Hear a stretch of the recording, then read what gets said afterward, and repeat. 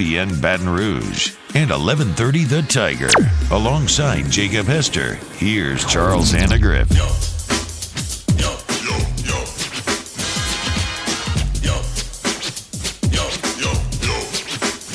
Hey, good afternoon, and welcome to Hangin with Hester and Hanny. 104.5 ESPN Baton Rouge, 1130 The Tiger in Shreveport on CST and YouTube. If you're watching along with us on a cold and damp day here in the capital city, and it's going to get colder and damper as the weekend goes along and into the first part of next week. So bundle up. Please be careful out there. I'm sure that many of you have seen the pictures of the accident in Texas yesterday, which was just horrifying. So please be careful as you make your way from place to place today. And thank you for making us a part of your day. Chuck D, doing a little moonlighting with us today. He's on the audio board today. Good to have him with us. And Paul O'Neill, as always, is on the video board, talkative as always. And along with Jacob Hester, I'm Charles Hanagriff. First of all, congratulations if you were listening this morning to OTB.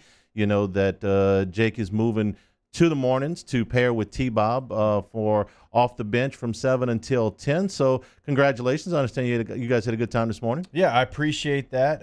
And I also want to say, Hanagriff, I can't tell you how much like you stepping in for me meant, 6-8 months ago whenever we did launch this show.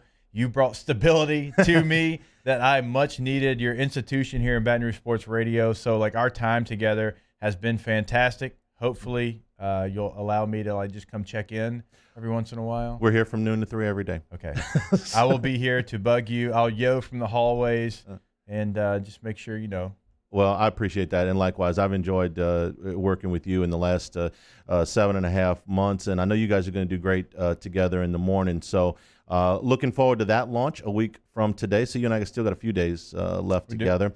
As for this show, what we are going to do starting next Friday is I'll still be hosting, and I will have, as we continue to search for permanent additions to our team here at Guarantee, and that process continues. As we continue through that process, you'll see some familiar faces sitting in with me during the interim period. So starting next Friday, we'll have, like I said, they're all names that you'll recognize, and it'll be different people from day to day. So looking forward to that. There's a lot of exciting things that we've got planned that are coming. So thank you all for being patient with us. I know there's been a lot of changes in the last month or so, and we appreciate everybody that listens. We appreciate your loyalty.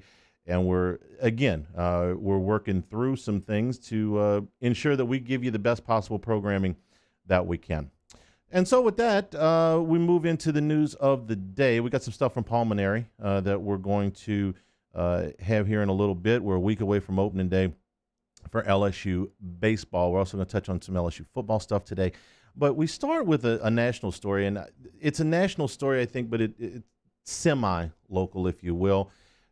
And, Jacob, it's a topic we talked about yesterday, and here it is all of a sudden. We were talking about quarterbacks being able to wield the kind of power in the NFL, and star quarterbacks being able to wield the type of power to get themselves moved in a hurry. Another star today said, I want out, and very quickly was granted that. J.J. Watt, ESPN calls him the most beloved player in Texans franchise history, and I think that's pretty accurate. 3-time NFL Defensive Player of the Year, went to management and said, I'm done. I don't have a lot of time left in this league. I think we all know that Watt has had injury problems, though he did play every game last year, and he wants a shot at a title. And he had 1 year left on his deal, but there was no guaranteed money in it, so they allowed him to walk, and he's currently a free agent without any restrictions. This happened. I don't know if there was stuff behind the scenes going on beforehand, but it seemed like he went in, said, I want out. They said, okay, here's mutually what we can agree to, and he gone. Yep. A defensive lineman. I mean, something we didn't count on yesterday during our discussion. I feel for you if you are a Houston Texans fan. I do too. Because I've been in this spot before as a fan. I am old enough to remember the John Meekum Saints, and I'm certainly old enough to remember the Hornets under the Shin family, who did not have two nickels to rub together when it came to running a basketball team. When just everybody wants out. You lived in San Diego for a while. Yeah. The Padres were famous for this. Every time they'd put together a team that was capable of contending, they'd trade off all the good players because they couldn't afford anybody. Right. That's what this is, except it's not financial. It's institutionally. You got a bad owner. You got a bad front office. And they are trying very hard to rid themselves of anybody that was in this organization prior to Cal McNair taking over when Bob McNair passed. This is a bad place to be, and they're letting go. They're letting go some good people. Now, as far as J.J. Watt, we're talking about still a highly productive player. He's still ranked in the top 20 among pass rushers last year, according to the advanced metrics. He's not maybe the defensive player of the year anymore, but he's still a very effective guy. Somebody you would want on your team. And in your locker room. In your locker room. Yeah, absolutely. The things he's done in the community in Houston from a charitable standpoint have been phenomenal. He put out a video today, said, listen, I didn't want to put out a statement. I wanted to tell you I love you, Houston, but it's time for me to move on. Any number of teams is going to be interested in J.J. Watt. He was scheduled to make $17.5 million last year. I'm willing to say that listening to him today, he's willing to take a discount to go to a contender. Now, before you get chasing time. Yeah. Now, before you get excited down in New Orleans, I don't know if that necessarily applies down there. They don't have a whole bunch of money, so I wouldn't think that it would apply to the Saints. And the Saints still have a very good roster, but until the quarterback situation is settled down, you don't really know where they're gonna slot in. So, if the Green Bay Packers, for instance, were to call J.J. Watt, it's kind of in the neighborhood of where he's from. The first thing that came to my mind is there's a contender. That's home. He went to the University of Wisconsin. To me, that was the very first thing I thought of was this guy's going to be a Green Bay Packer. That was my second thought. Okay. That was my second thought. My first thought was he's got two brothers that play for the Steelers. Okay. He could be the third Watt brother, which, by the way, how do you create three humans that play in the NFL? That's something that's just miraculous already.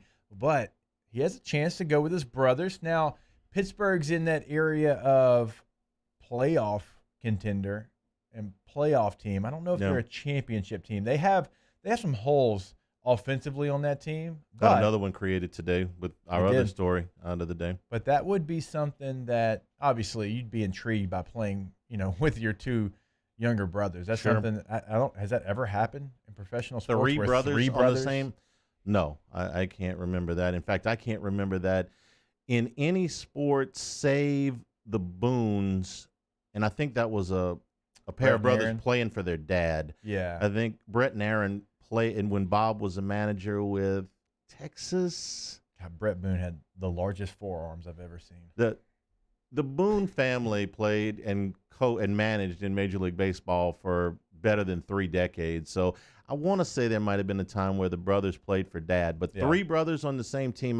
The Alous, okay, but the Alous were separated by age. There was a gap between Felipe and Moises, his son, and then there was I'm forgetting the other Alous name.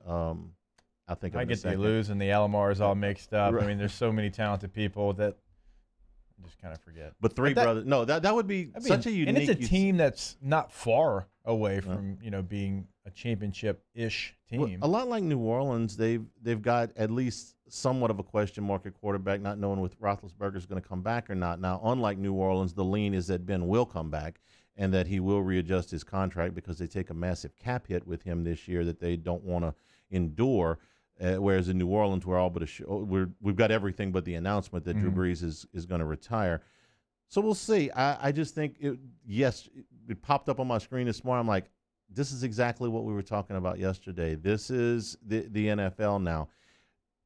If you have enough sway, you can go in there and you can move your way out. And we've seen Watt do it today. Yeah. We saw Jamal Adams do it earlier. We saw an Antonio Brown do it. And the one thing remaining for me Jalen is Ramsey.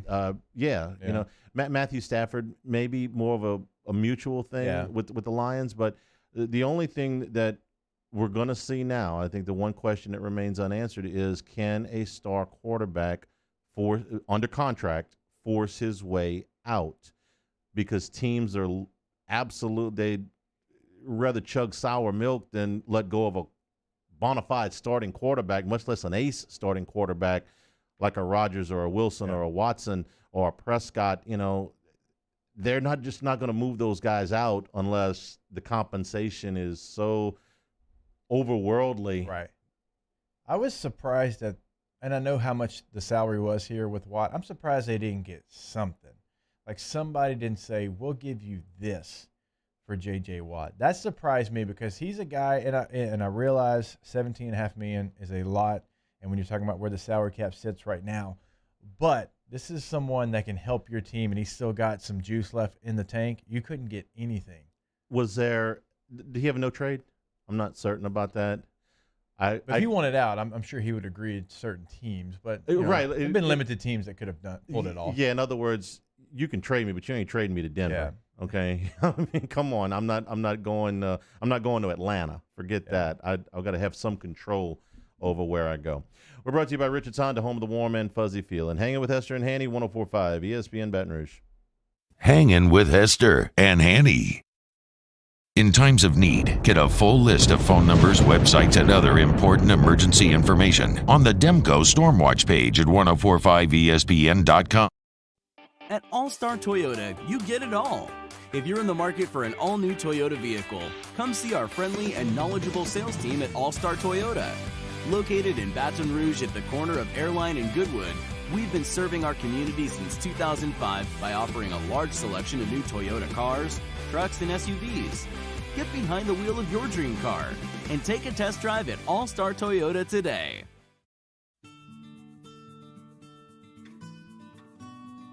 This is a house call.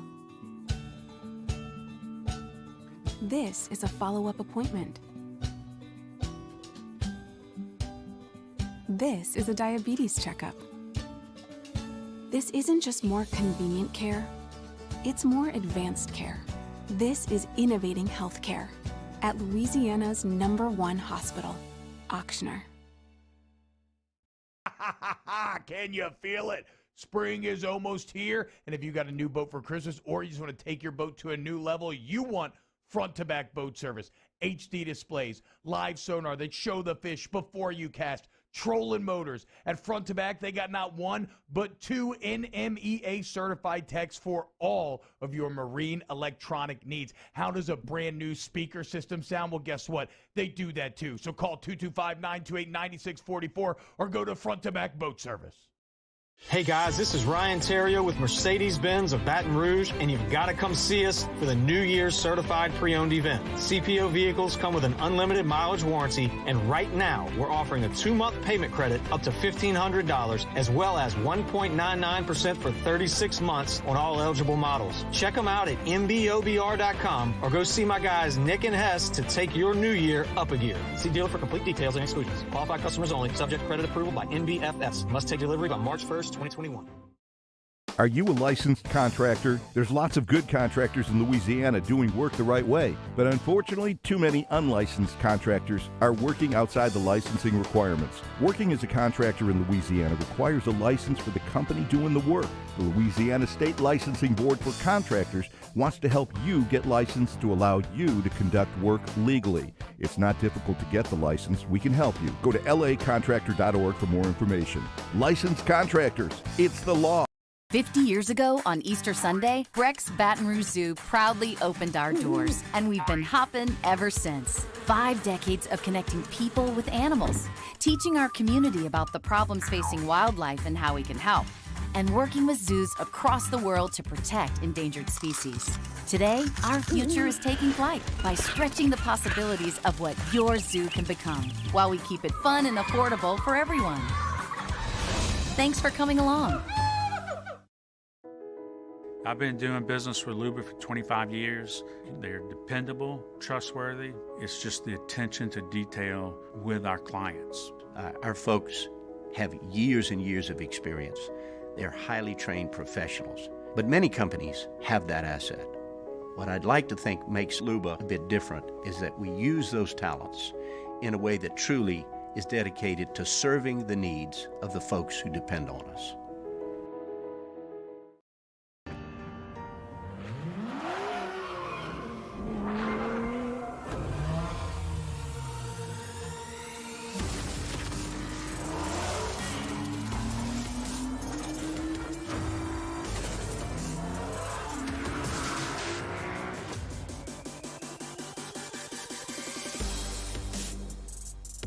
Acura of Baton Rouge for attractive offers on the MDX. This is Dan Canterbury. Join myself and Skip Burtman this Sunday night from 7 to 8 p.m. at Sammy's on Highland for Hold the Rope with Skip and Cano. Our guest this week, Antoine Duplantis on 104.5 ESPN Baton Rouge.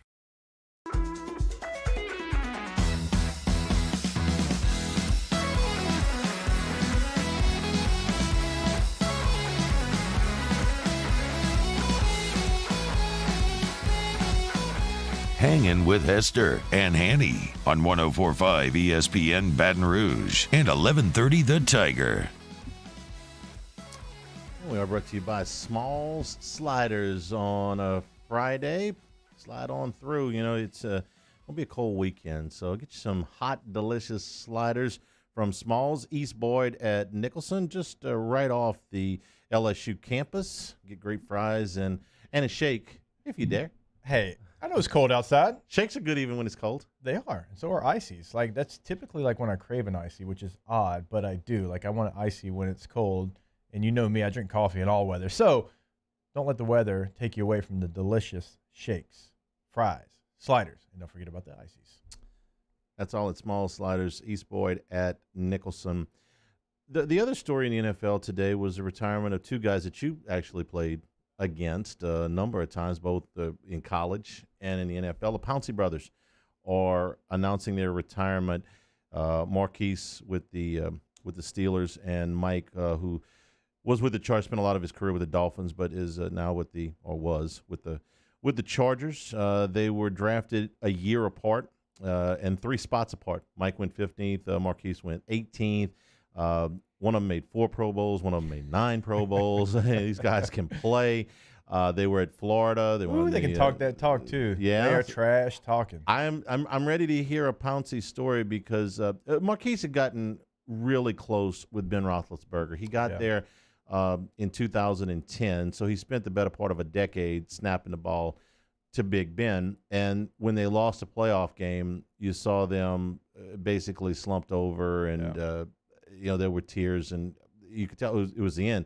And a lot of people thought it was the end for Roethlisberger as well, because they had sort of, said, not in jest, but, kind of, hey, listen, I ain't playing without this guy anymore. I'm not playing without this guy anymore. Roethlisberger, I think, will be back, but Pouncey announced his retirement. So you played against these guys. They were both outstanding players, national championship teams at Florida. What do you remember? Mean, nasty, tough, trash talking, would get under your skin. And that can be a positive trait you have in football if you know how to get under someone's skin, because you can take them off their game, right? They're going to try to play outside themselves because you have gotten to them. And so instead of using their technique, they try to use their strength, and they're in the wrong gap. And, man, these two guys were extremely good at doing that. And they were good. They were good at Florida. They were good in the NFL. They thrived in the NFL. And a little surprised that they decided to hang him up. They're 31, and so they obviously could continue to play if they wanted to. Mike Pouncey was a terrific player. He was a good player in Miami. He was a good player with the Chargers. But Marquise Pouncey he's got a resume that's going to elicit some strong consideration for the Hall of Fame. We spent a decent amount of time talking about Faneca's resume, Steve Hutchinson's resume, Tony Baselli's resume, Kevin Mawai's resume, all of these offensive linemen that have gotten into or just missed the Hall in the last 5 years, and they've been going in at about one a year.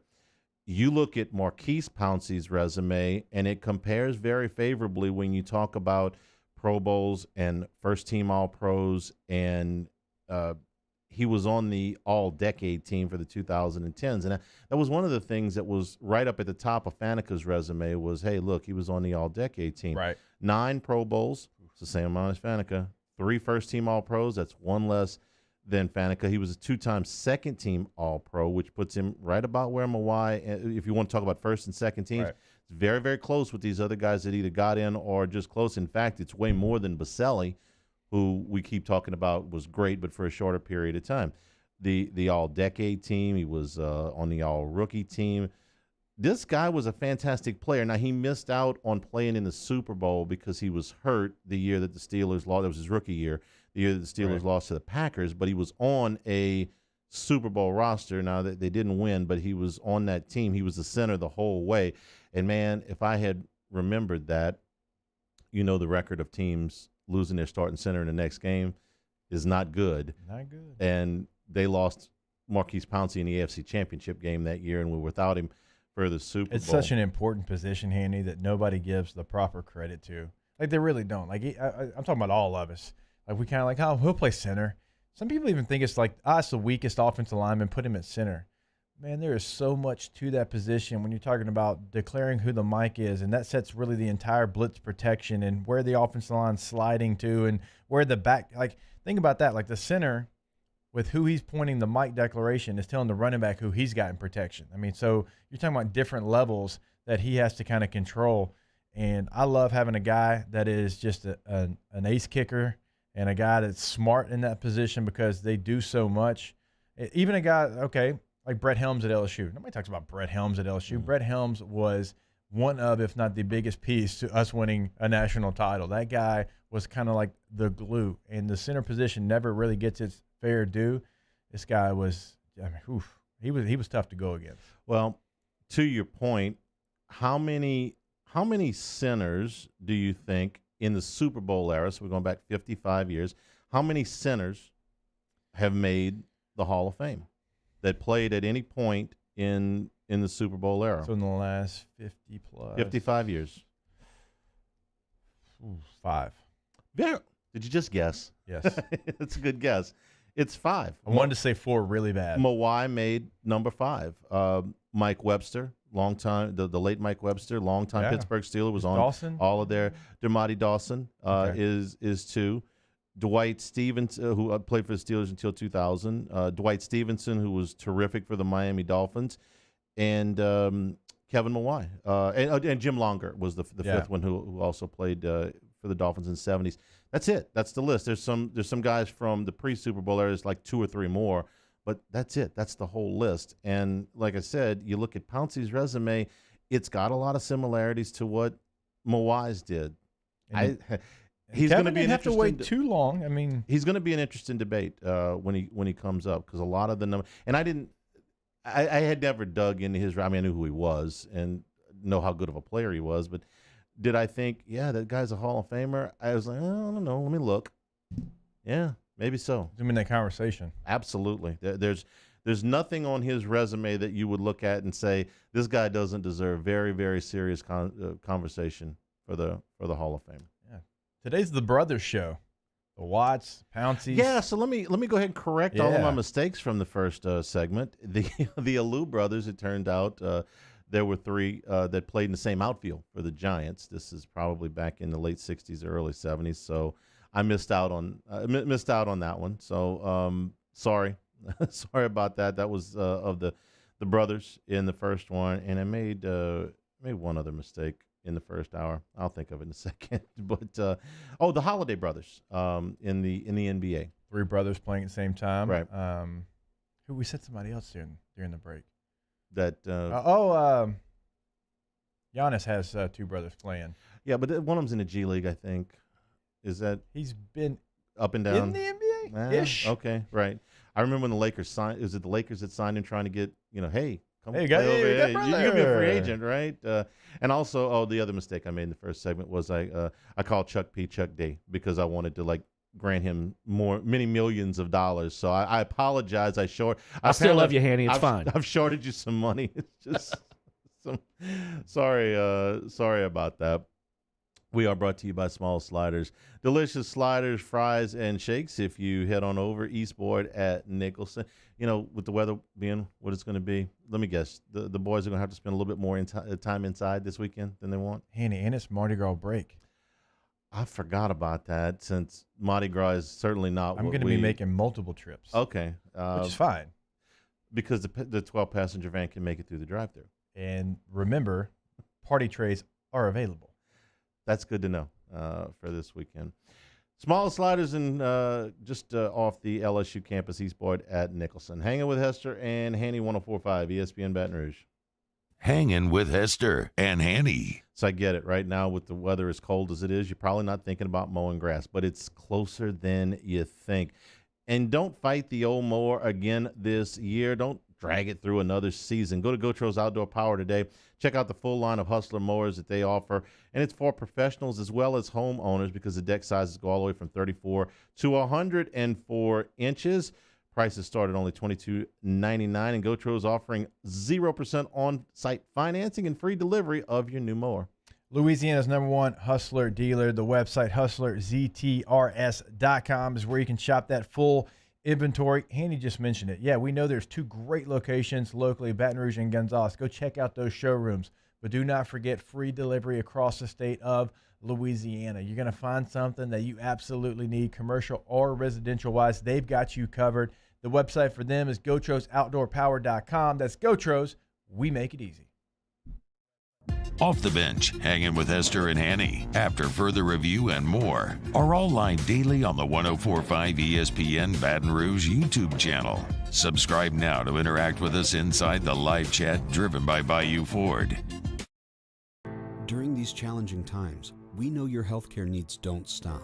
Cancer, accidents, injuries, and heart disease are relentless. So we are relentlessly innovating to keep you safe, both virtually and in person. Connecting you with providers remotely, advancing clinical spaces, providing rapid and accurate testing, social distancing, and certified cleaning protocols. We are Auctioner, and we will not slow down. Auctioner Health, innovating healthcare. At All-Star Toyota, you get it all. If you're in the market for an all-new Toyota vehicle, come see our friendly and knowledgeable sales team at All-Star Toyota.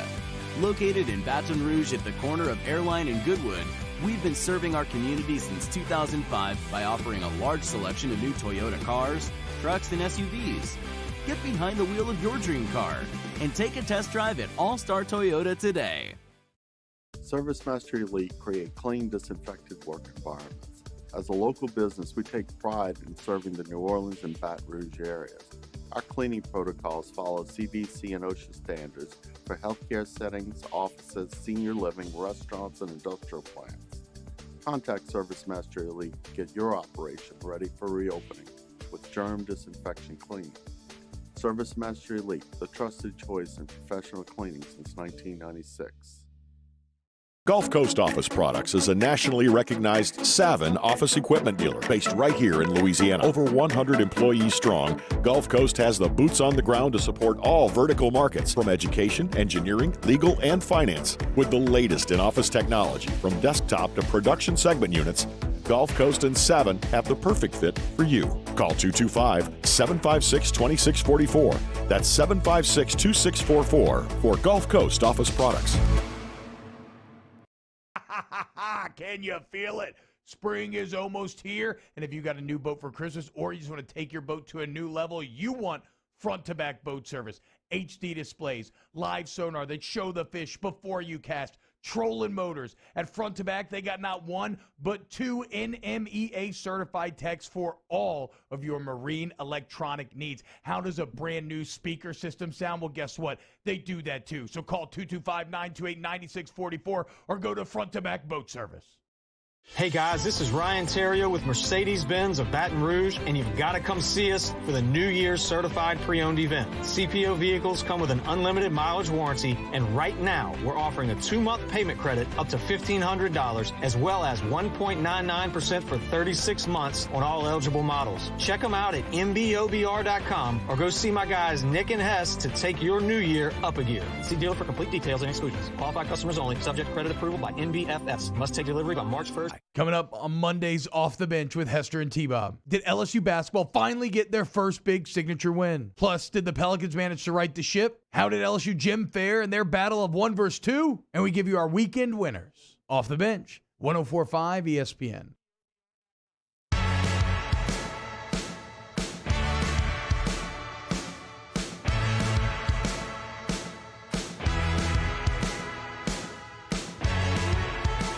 Hangin with Hester and Hanny.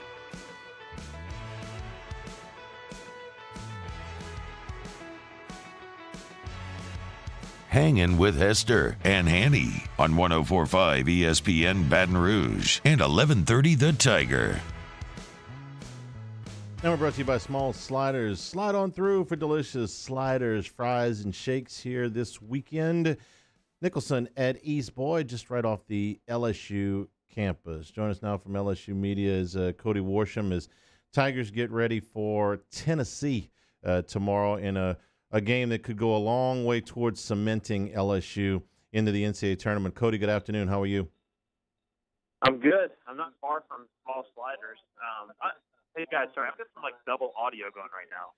All right, we'll see what we can do there. Chuck P, sorry. He did it again. Can you hear me now? Not really. It's like the audio from 2 minutes ago is playing. Tell you what, that's probably not good. Let me see. Oh, I bet I know what it is. Yeah, I bet you're potted up. Do you have it now? There we go. That's yes. much Okay. Tennessee and LSU played 2 years ago a terrific game in the PMAC. It was a great game for Javonte Smart. It was a game between two very, very highly rated teams, and LSU won a thriller in overtime. Don't know if we're going to get that tomorrow. Hopefully we will, and hopefully we'll get the same outcome. But when you look at Tennessee, what do you see matchup-wise against LSU? Yeah, I mean, they're probably the best, if not certainly a top 5 defense in the country. I think they're second right now in defensive efficiency. They have a lot of bodies that they can throw at you, especially that match up well with LSU. So typically LSU has struggled with the 6-7 kind of 3/4 man that can move his speed, and they struggled both ways with that, with scoring on that guy and also stopping that guy from scoring. They've got a couple guys like that that can be bigger and can score. Josiah Jordan James is probably the one with the highest ceiling. A little inconsistent offensively for him, but he's played well lately. Jaden Springer's been hot for him the last couple of games. He's more the kind of the 6'4" guard, but they got Yves Pons who can kind of be that similar kind of body, can block shots, can be defensively versatile. So I think everything for them starts on the defensive end and their ability to guard 1 through 5 really, really effectively. The good news is that LSU can score on just about anybody, and so when you have the matchup of probably the best offense in the SEC and the best defense in the SEC, which one gives? Having home court advantage helps. It's not going to be like it was a few years ago when the PMAC was packed and the energy in the building that day was just unbelievable.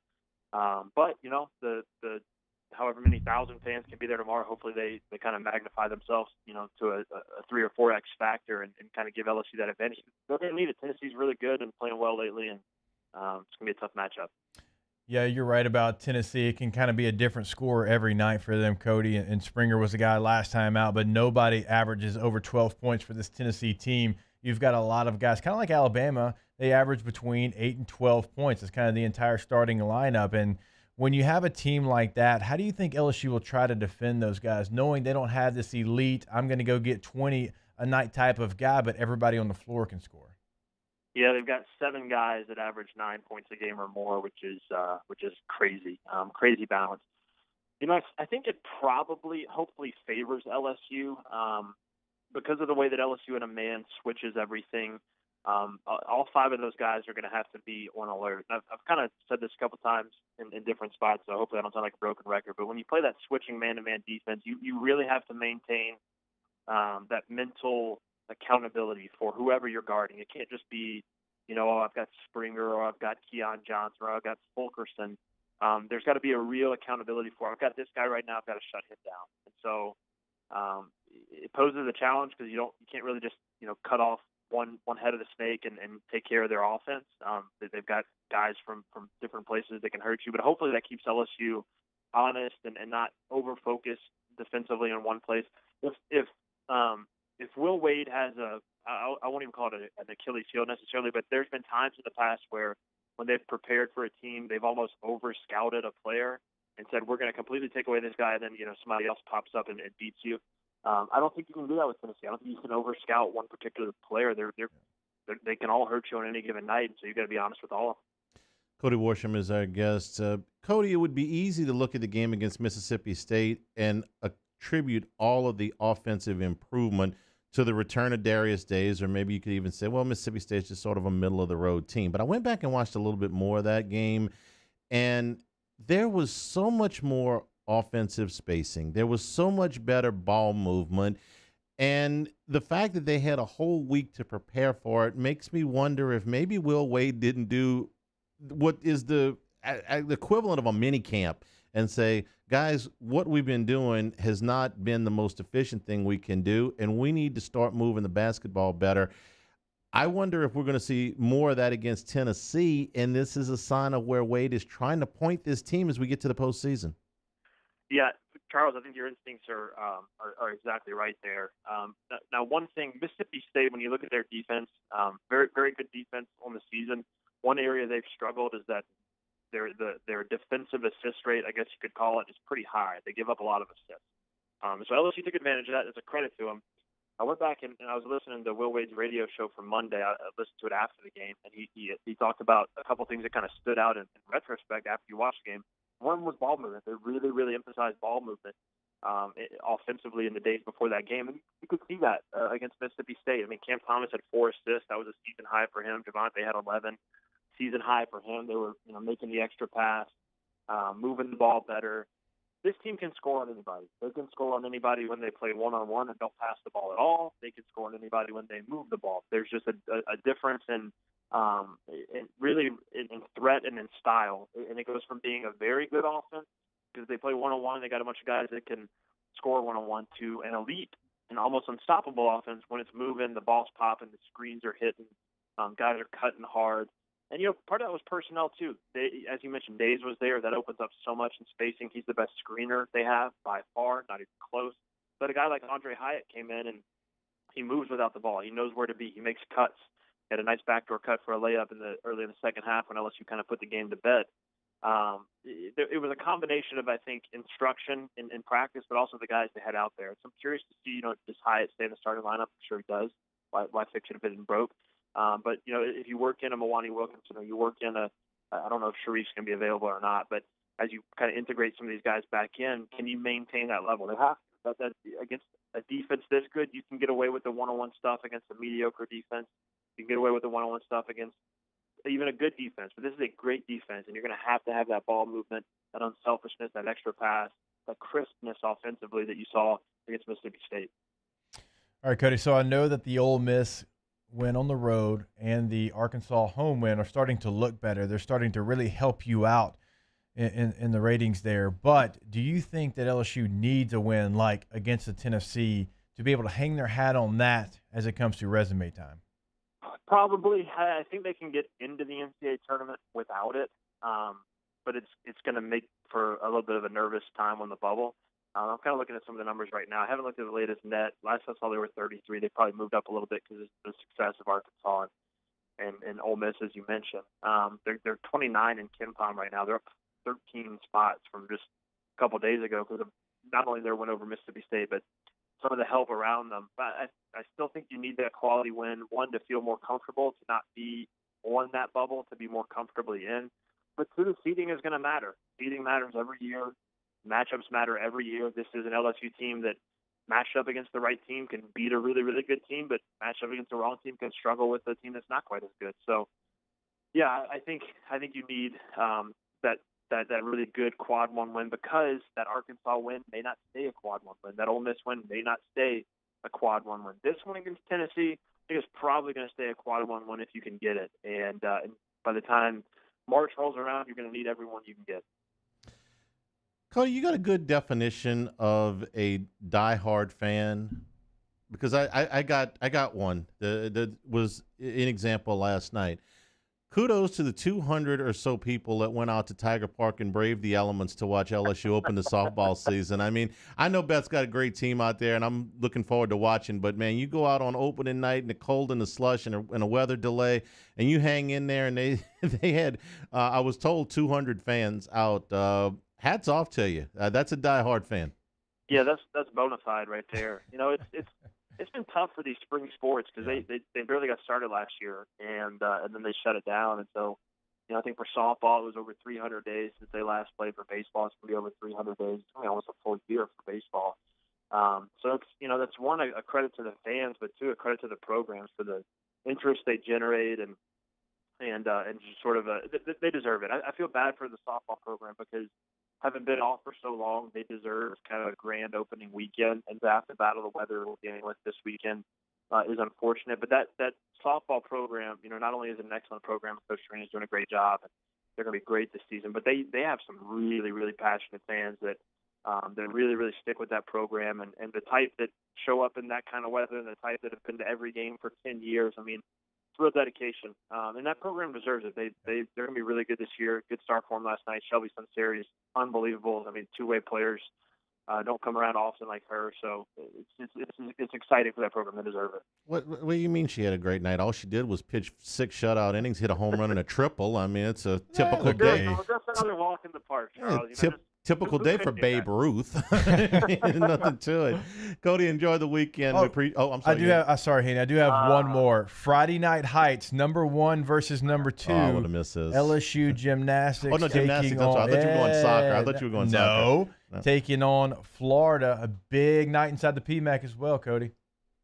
Huge night. I was laughing my groans when we started asking the question. I thought you were going to ask about soccer again, which I was hoping we'd go one interview without it. Everton. Much more excited about gymnastics. I love this gym team because of the depth that they have, right? Like Kaya Johnson was limited last week, couldn't go, and then they just have other gymnasts step up. Haley Bryant has been phenomenal as a true freshman.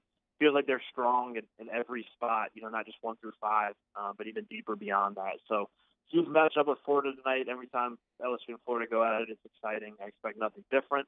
Hopefully the PMAC is as packed as it can be with the limitations, and it'll be an exciting night because this, again, talking about softball being a talented team that deserves some attention, this gymnastics team is phenomenal, and I think they're going to deliver tonight and give the people what they want. Thanks, Cody. Enjoy the weekend. We'll talk to you next week. All right, guys. Thank you all.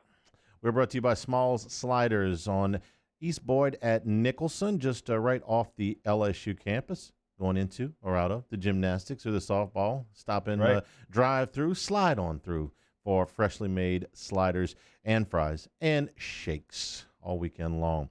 Hanging with Hester and Hanny, 104.5 ESPN Baton Rouge. Hanging with Hester and Hanny. All right, brought to you by Garcia Roofing. You can find them online at garciadidmyroof.com. We give you our experience every single day because it is true.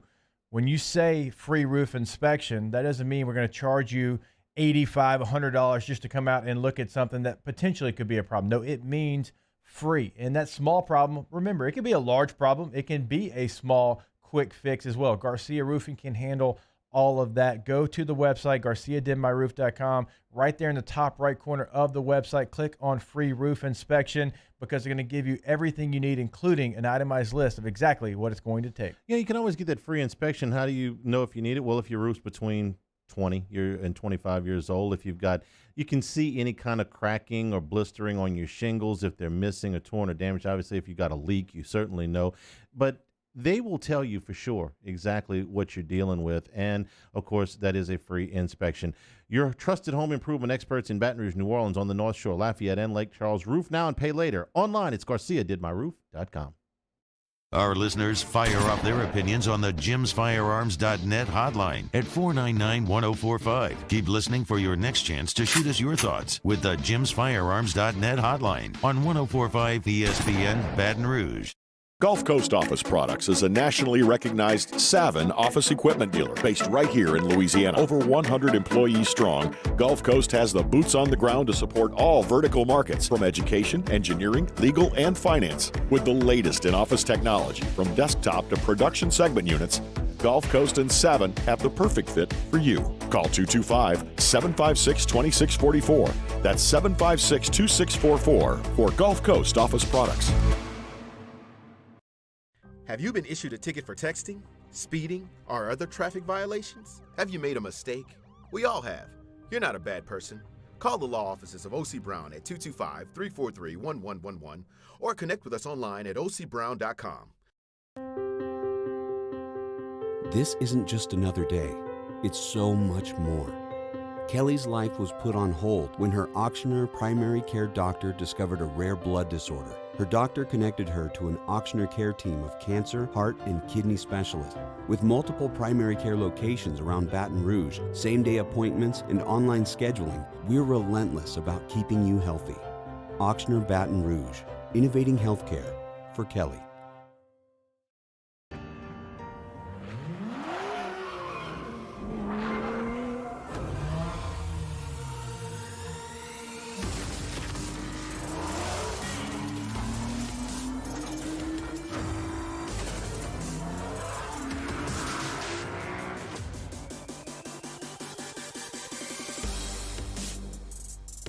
Acura of Baton Rouge for attractive offers on the MDX.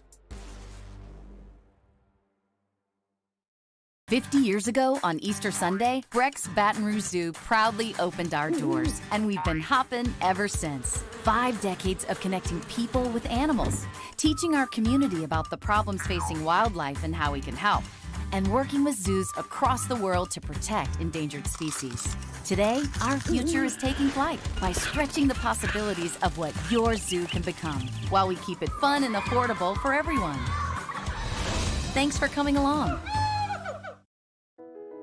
I've been doing business with Luba for 25 years. They're dependable, trustworthy. It's just the attention to detail with our clients. Our folks have years and years of experience. They're highly trained professionals, but many companies have that asset. What I'd like to think makes Luba a bit different is that we use those talents in a way that truly is dedicated to serving the needs of the folks who depend on us. At Corvell Toyota in Opelousas, Happy Town USA, $2,000 can get you into a new Camry for $299 a month. That's $299 per month. So come on down to Happy Town. That's Corvell Toyota in Opelousas. Hey, it's Matt Moscona inviting you to join us for Friday's AFR, presented by Don Juan's Cigar Bar. The Riot Radio Hours return. Terrio's in studio, and we're previewing LSU, Tennessee, and hoops. Join us 3 to 6, 104.5 ESPN Baton Rouge.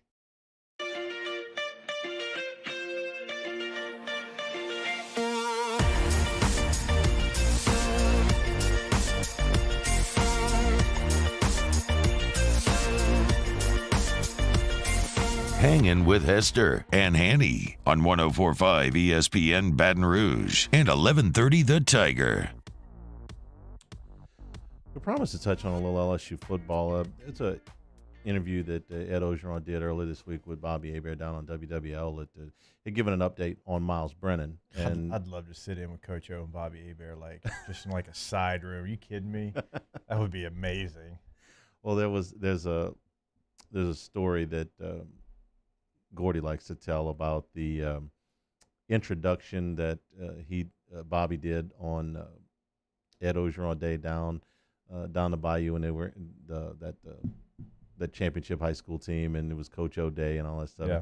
And Gordy tells it better than I do, but suffice to say, he got up and went and got a drink refreshment 3 times, and Bobby was still in the intro for Coach O. But the information that he put out was similar to what we talked about. What Dr. Etheridge says, he is working out. He is in good shape. He has put on a little bit more weight in a good way.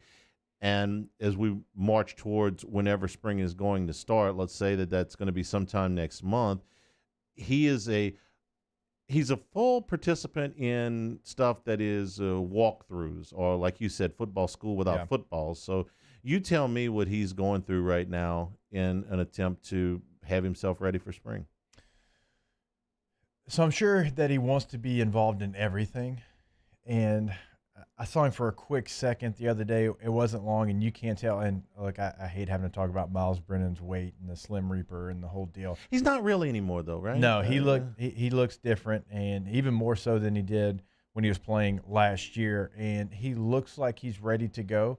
But I think it's important for him to be able to be in these off-season workouts, to be in the fourth quarter program, because this is going to be a competition. I mean, you've got some really good quarterbacks here that are going to be fighting in the spring. And I think if you're LSU, I think you want all four fully healthy in this spring, so you get a really good set of eyes on them throughout that process, in the summer, the whole deal. So right now, he's got to make sure that he can do everything. And so if one day it's like, I think I did a little too much, and you got pulled back, you got to be smart about it. So you hope that he doesn't see, what Max and TJ did a year ago. You got a newcomer coming in this year, and so I've got to push it today. No, you got to be smart, because you want to be in this competition and be full strength. And what Orgeron said was, he's doing what we're doing. Yeah, this is what we do at this time of year. He's doing all that. I don't think you can ask for anything more than that from him at this point.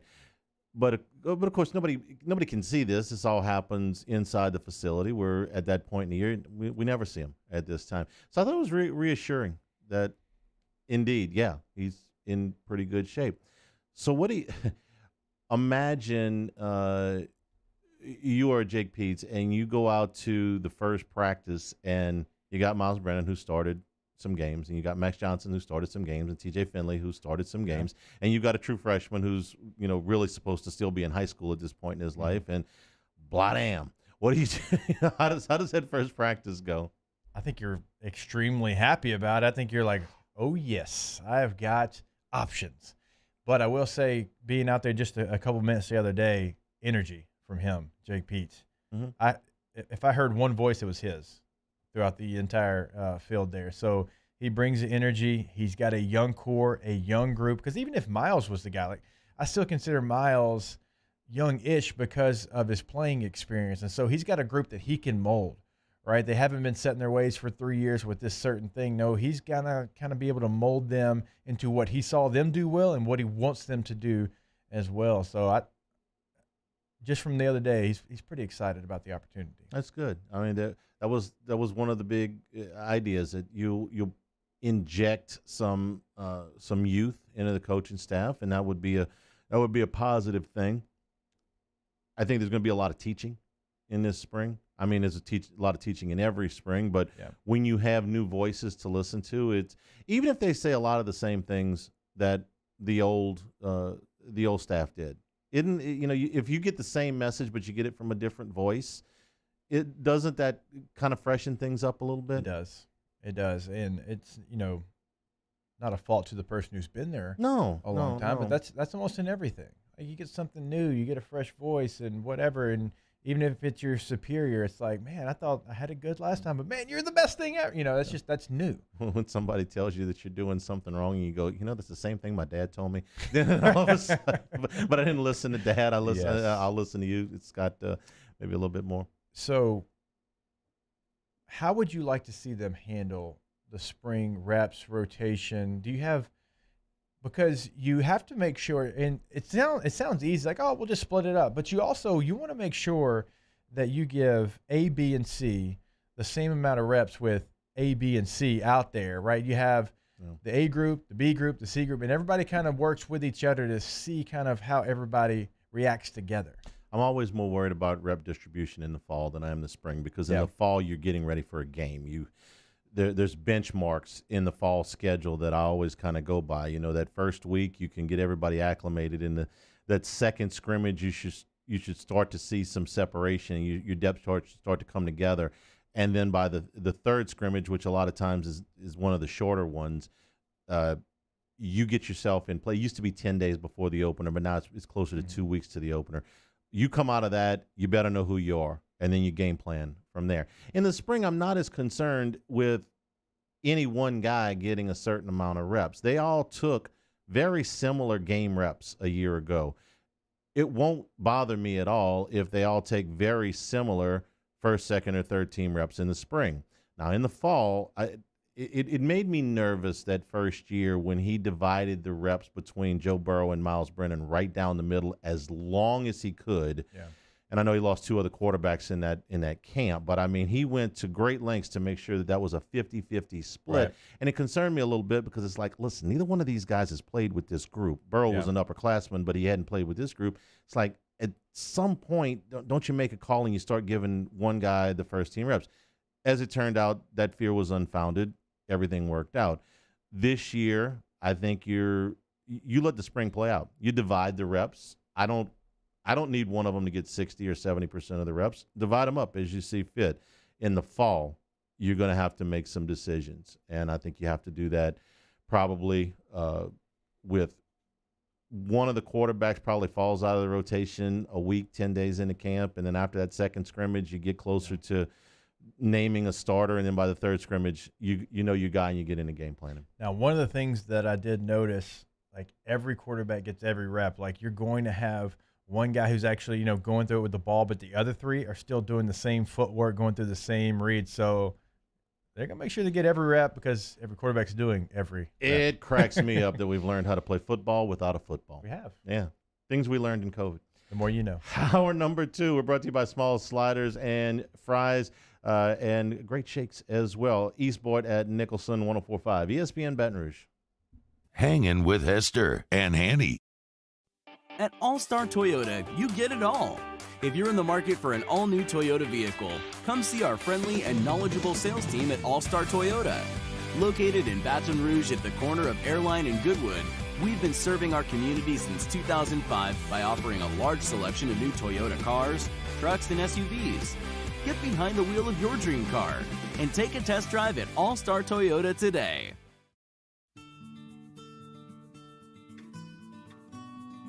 This is a house call. This is a follow-up appointment. This is a diabetes checkup.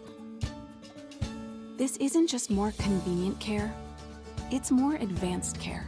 This is innovating healthcare at Louisiana's #1 hospital, Auctioner. Are you a licensed contractor? There's lots of good contractors in Louisiana doing work the right way, but unfortunately, too many unlicensed contractors are working outside the licensing requirements. Working as a contractor in Louisiana requires a license for the company doing the work. The Louisiana State Licensing Board for Contractors wants to help you get licensed to allow you to conduct work legally. It's not difficult to get the license. We can help you. Go to lacontractor.org for more information. Licensed contractors, it's the law.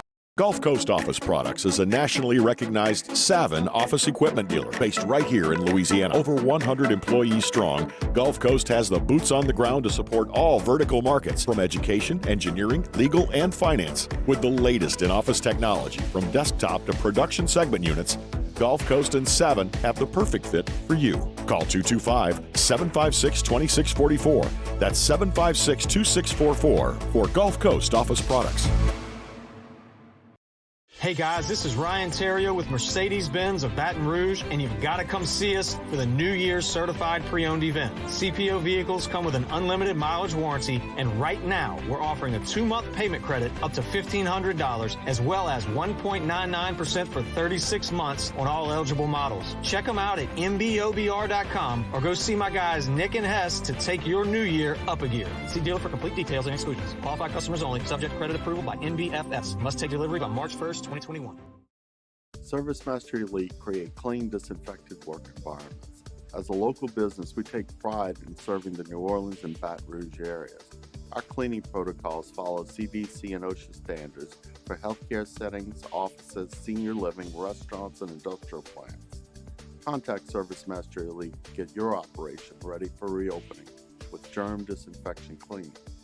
ServiceMaster Elite, the trusted choice in professional cleaning since 1996.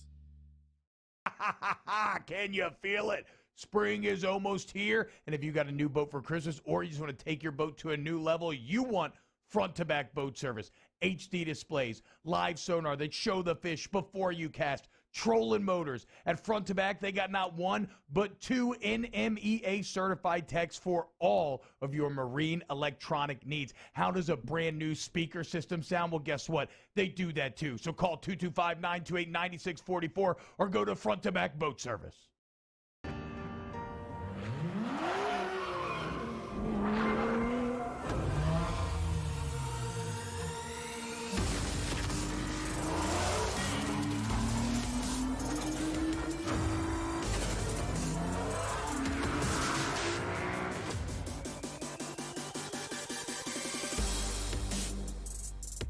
Acura of Baton Rouge for attractive offers on the MDX.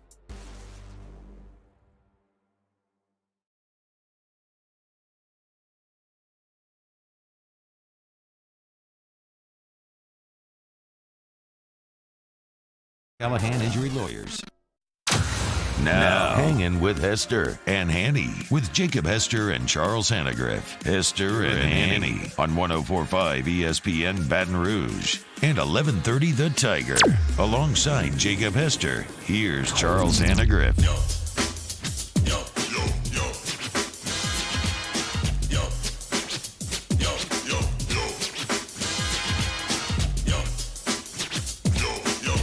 Hour number 2 on a cold and damp Friday afternoon here in the capital city. I'm Charles Hanagriff along with Jacob Hester. All right, we're going to talk a little SEC football now. Jake Crain is going to be our guest, the host of the J-Boys Show. Fantastic SEC and all things, really, podcast. You can check that out. I've been on there many a times. It is a lot of fun. And now, glad to welcome Jake on the show for the first time. What's going on, my man? How are you? Hey, man, I'm doing great. It's an honor to be on with y'all guys. Y'all do a heck of a job. I know your audience loves it. And anytime I can come on and talk ball with Jacob Hester, I'm always down, my friend. Hey, sounds good. Let's get this thing going. There is going to be some question marks, Jake, in the SEC, in the SEC West. And let's go ahead and start with the program that you know extremely well. That is the Auburn Tigers. Harsin comes in, and, you know, some people say an out-of-towner. Everybody wants to see a guy that has SEC ties and an SEC footprint. But you and I have talked about this. I kind of like how Auburn went outside of the normal thinking and went and got a guy that has won at Boise State. Yeah, and it's a great point. And that was the biggest knock, I think, when Harsin got the job. People think, oh, well, you got to bring in a guy that has SEC ties really for recruiting. And you know as well as I do, both you guys, you've covered it long enough and been through it. If you can recruit, you can recruit. And the biggest thing he had to do, in my opinion, was, you know, bring a staff around him, a guy like Mike Bobo that has tons of high school connections around the South. It's very well known. Derek Mason, who's the head coach in the SEC for over half a decade, that knows every high school coach that he needs to know. And more importantly, they know the areas that they're going to be able to have success in, because there's some spots, you know, in the state of Georgia, Louisiana, you're not going to go get the kid. He's going to stay at the state school. So really, to me, it's not as much about, you know, what you look like, what you sound like, where you're from. Can you get guys on your staff that can be efficient structurally in recruiting, go to the right places at the right time where you're not wasting time? I think he did that.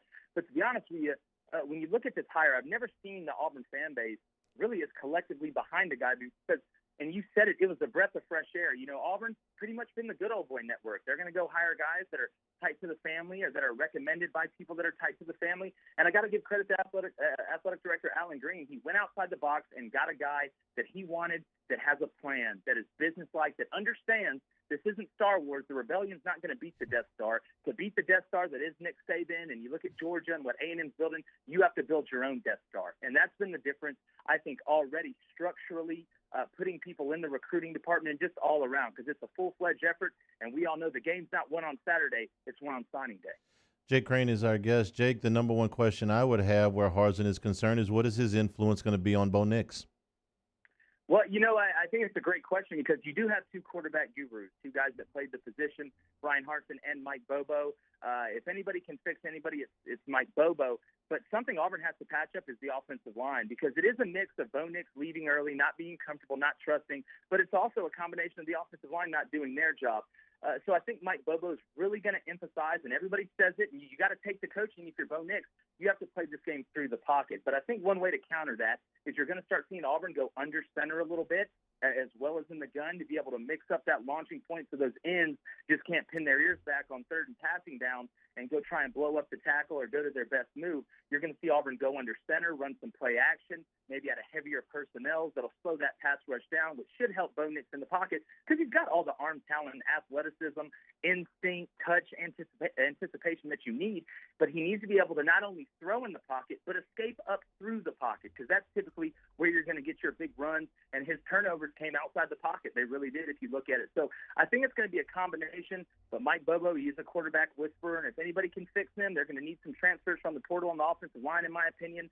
But I think there couldn't be two better guys to try and fix what could be a dynamite player in Bo Nix.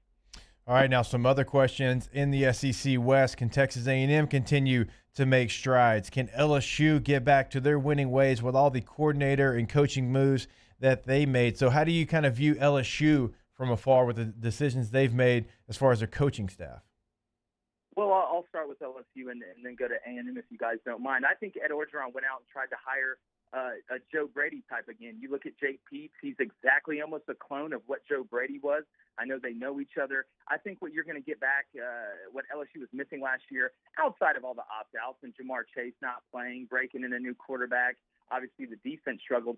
But I think what you're going to get is that intricate passing game a little bit, putting in some of those NFL option route concepts, and really using the back out of the backfield, because I think that's something that people don't talk about enough. The check down, it's the death by 1,000 checkdowns. You watch Tom Brady, Peyton Manning, these guys, they have no problem getting 5 on first down on the check down. And I think Jake Peets, with that NFL mindset, with the combinations you're going to get out of 3-by-1, the way he's going to use the tight end in Trey, the motions you're going to get to identify coverages, I think LSU offensively will take a big step. I'm a Miles Brennan fan. I think the kid has tons of potential. I think he is a true pro-style passer. I think he has the ability to make all the throws. Now, obviously, he's not Joe Burrow. His arm strength, to me, I know people were talking about how his arms are strong as Joe Burrow. I don't believe that before the season, but I think he's very serviceable. But really defensively is what LSU's got to get back to a little bit. I know with the Joe Burrow offense, they exploded. But when I think of LSU, I think of safeties coming downhill and knocking your teeth in. I think about linebackers playing sideline to sideline. I think about looking at 4 monsters on the defensive line that they can get there with 4 and play any coverage they want. So LSU will be fine. Again, some hires hit, some hires don't. And I think LSU does better as the outsider anyway. It's almost similar to Auburn.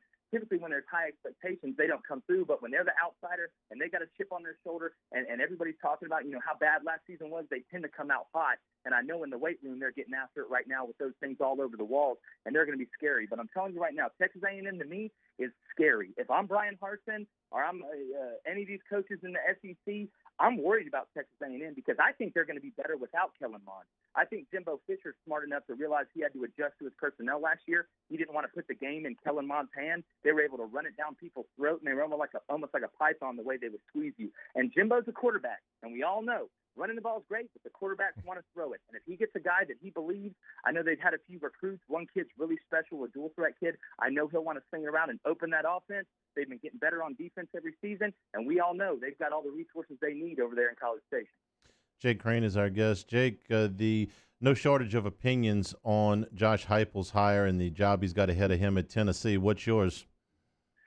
Well, I think he's a stopgap hire. I don't think you were going to get a guy that had, put a lot of equity, whether it's Billy Napier or Jamie Chadwell, into the place that they're at and go ahead and take a huge chance on a team that's got NCAA allegations and postseason ban, maybe 1 year, maybe 2 year scholarship reductions coming. It's coming down the pipe. And I think, they hired a guy whose offense is going to sell tickets. It's going to be fun. But I just don't believe you can run that warp speed offense and really be able to beat the Alabamas, beat the Auburn, beat the A&Ms and LSUs, because you can never really dictate the pace because your defense is going to be tired regardless. And in the SEC, it's tough to get a defensive coordinator that's really worth the salt to say, hey, well, we're going to run this offense, and you may play good, but you're going to give up 30 points at least a game, and we're going to try and win 56-40 and stuff like that. So I think it was, almost like a Harlem Globetrotter tire. We're really not going to win a lot of games. It really doesn't count, but it's going to be fun. It's going to be fun to go watch the offense. I do think he's made some mistakes in recruiting, pulling some kids' offers. Didn't do it the right way. I thought it was way too public. The way they handled the kid from Oxford, Rock Taylor, I don't agree with that. But Tennessee right now, it's going to be tough. They're going to suffer for the next 2 to 3 years. And I think once they get done with the NCAA stuff, they're going to start back to zero and then try and go get one of those guys. So I think the hire's kind of meh. I know he was kind of in trouble down there at Central Florida, to be honest with you. He was on the hot seat, and if he struggled this next season, they may have looked another place. So obviously Danny White being the AD, bringing in a guy he knows, it just screams stopgap hire to me. Hey, J-Boy, I kind of agree with you there, my man, because I think when you look at the SEC East, Vanderbilt, South Carolina, and Tennessee, I think they are the bottom feeders. South Carolina has got a major hill they've got to climb. They're trying to do it with transfer portal guys right now, bringing in at least 7 of those guys to fill in this class. I feel like Kentucky's ahead of them. I think Mizzou and what Drink's doing over there, they're ahead of them. And then we talk about the 2 big boys, Florida and Georgia. I mean, we've been hearing about Georgia for the last couple of seasons. Obviously, Florida was able to get the best of them in the regular season. matchup, but is it a two-team race in the East? Man, I'm going to be honest with you, Jake. I think it's a one-team race. I think Georgia may win the SEC next year with what they have coming back defensively. If JT Daniels can stay healthy with the skill players they have and the running game they have, Matt Luke's going to have the offensive line coached up and ready to go. I'm interested. I think Florida's the most interesting team this next year. You lose the Kyle Pitts, Kyle Trask. You lose Kadarius Toney. Basically, if your name started with a K, you graduated this year if you were any good. But looking at that roster, you look at Mullen kind of flirting with the NFL. I think Florida may take a huge step back, but it's not nearly the hole that you're talking about with South Carolina, Vandy, Tennessee, and you bring up Missouri. I don't think enough people are talking about how good of a job that Eli Drinkowitz did with a true freshman quarterback in Connor Bazelak. The offense he runs, the motion game, the way they're able to change personnels and still be multiple in formations. They can change pace, and they have some weapons. But I think it's going to be tough to recruit at Missouri for Eli in the long run. But with the guys he has returning next year, I think Missouri may make a little jump. And I look at the transfer portal. We talk about South Carolina, and it's, to me, you go to the portal, and especially this year with the availability, it makes sense. But you guys know as well as I do, that first year as a new head coach, whether it's Shane Beamer, whether it's Josh Heupel, whether it's Brian Hartson, you are setting the foundation for the next 5 years with this first team. So that culture that's in the locker room, because you don't get a second chance to make a first impression. So I think South Carolina may be taking some risks because they have to. And I think it's going to be very interesting to see if that hits or if it doesn't hit. Jake, man, this is always a lot of fun to catch up with you. Tell our audience how they can find your show. Oh, man, well, I appreciate you guys having me on. We actually just launched on YouTube as well today. We're on Apple Podcasts and Spotify. Had Liberty head coach Hugh Freeze really went in depth about all the stuff that he's been through and how he's used that to kind of affect his team. He's actually teaching a growth class using himself as an example, which at the end of the day, you're trying to get kids to be good members of society. And it was just a great interview. And you can find us at the J-Boy Show, TheJBoyShow on Twitter and Instagram. And go subscribe on that YouTube channel. It's the J-Boy Show. We've got some big stuff coming, including tomorrow we're interviewing Little Sweet from the Dr. Pepper commercial. So mixing it up a little bit. Hey, there you go. Thank you for your time, Jake. Enjoy the weekend. We'll talk to you soon. You guys as well. Appreciate you. Thanks, Jake. We're brought to you by Richardson, the home of the warm and fuzzy feeling. Jake was also a special teams coach for South Alabama, so he's kind of done the coaching and obviously now in sports media. I always appreciate catching up with him. Glad he could join us for a couple of minutes. I told you, my man brings the energy when he comes on. Hanging with Hester and Hanny, 104.5 ESPN Baton Rouge. Hangin' with Hester and Hanny. Hope the heater's working this weekend. If you do need service, we recommend that you call our friends over at Tiger Air. For those customers that are already in the program, priority service is available. It's one of the great perks of being in their system to not only get that priority service, but also to get those twice-a-year checkups. We talk a lot of times about the air conditioning and the heating being on the same way. Not this weekend. It's going to be quite cold and damp. And as long as you're working with Tiger Air and the American Standard, you're going to be conserving energy and saving money all at one time. That's why it's so important to get that seasonal maintenance that we always talk about in the spring and in the fall, because you don't want to turn on that heater and have an uh-oh moment, right? You need that heater to work for you this weekend. As we know, Hanny mentioned in South Louisiana, man, it could be heater, air conditioner, and just vice versa, and just keep switching back and forth. You're going to need that heater this weekend. So you need to call them at 225-754-8687 or check them out online at tiger-air.com. We opened up the playbook and expanded our coverage. Listen daily in high definition on 98.1 HD2. We are 104.5 ESPN Baton Rouge.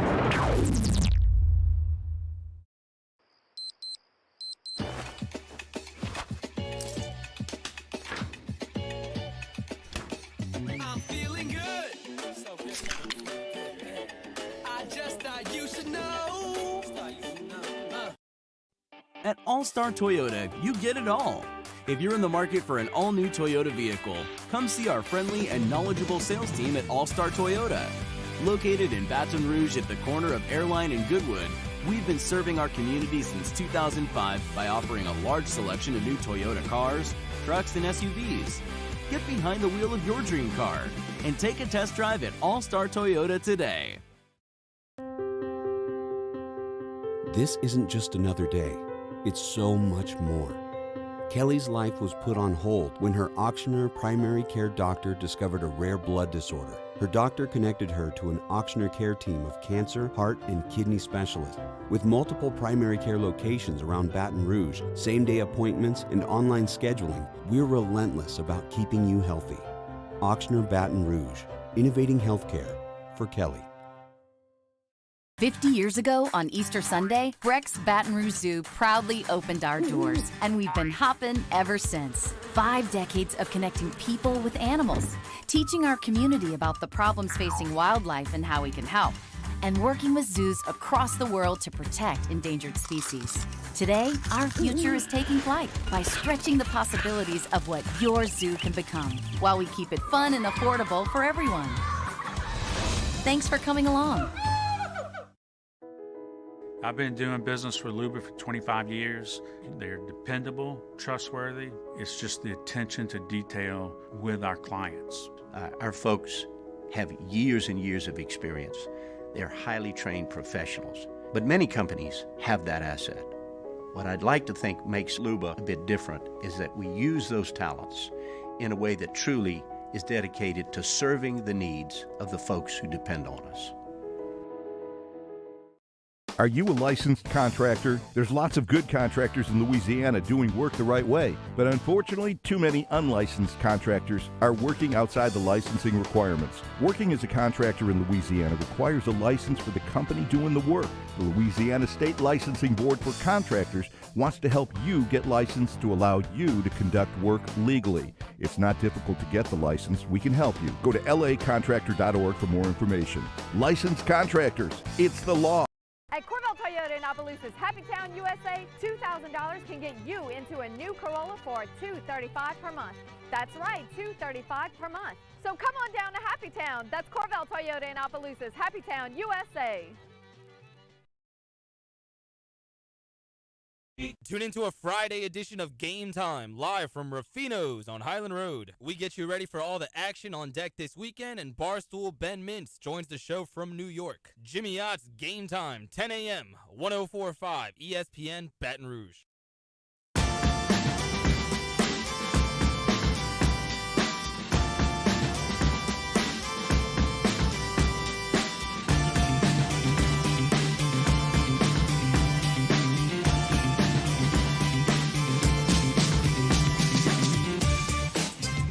Hangin with Hester and Hanny on 104.5 ESPN Baton Rouge and 1130 The Tiger.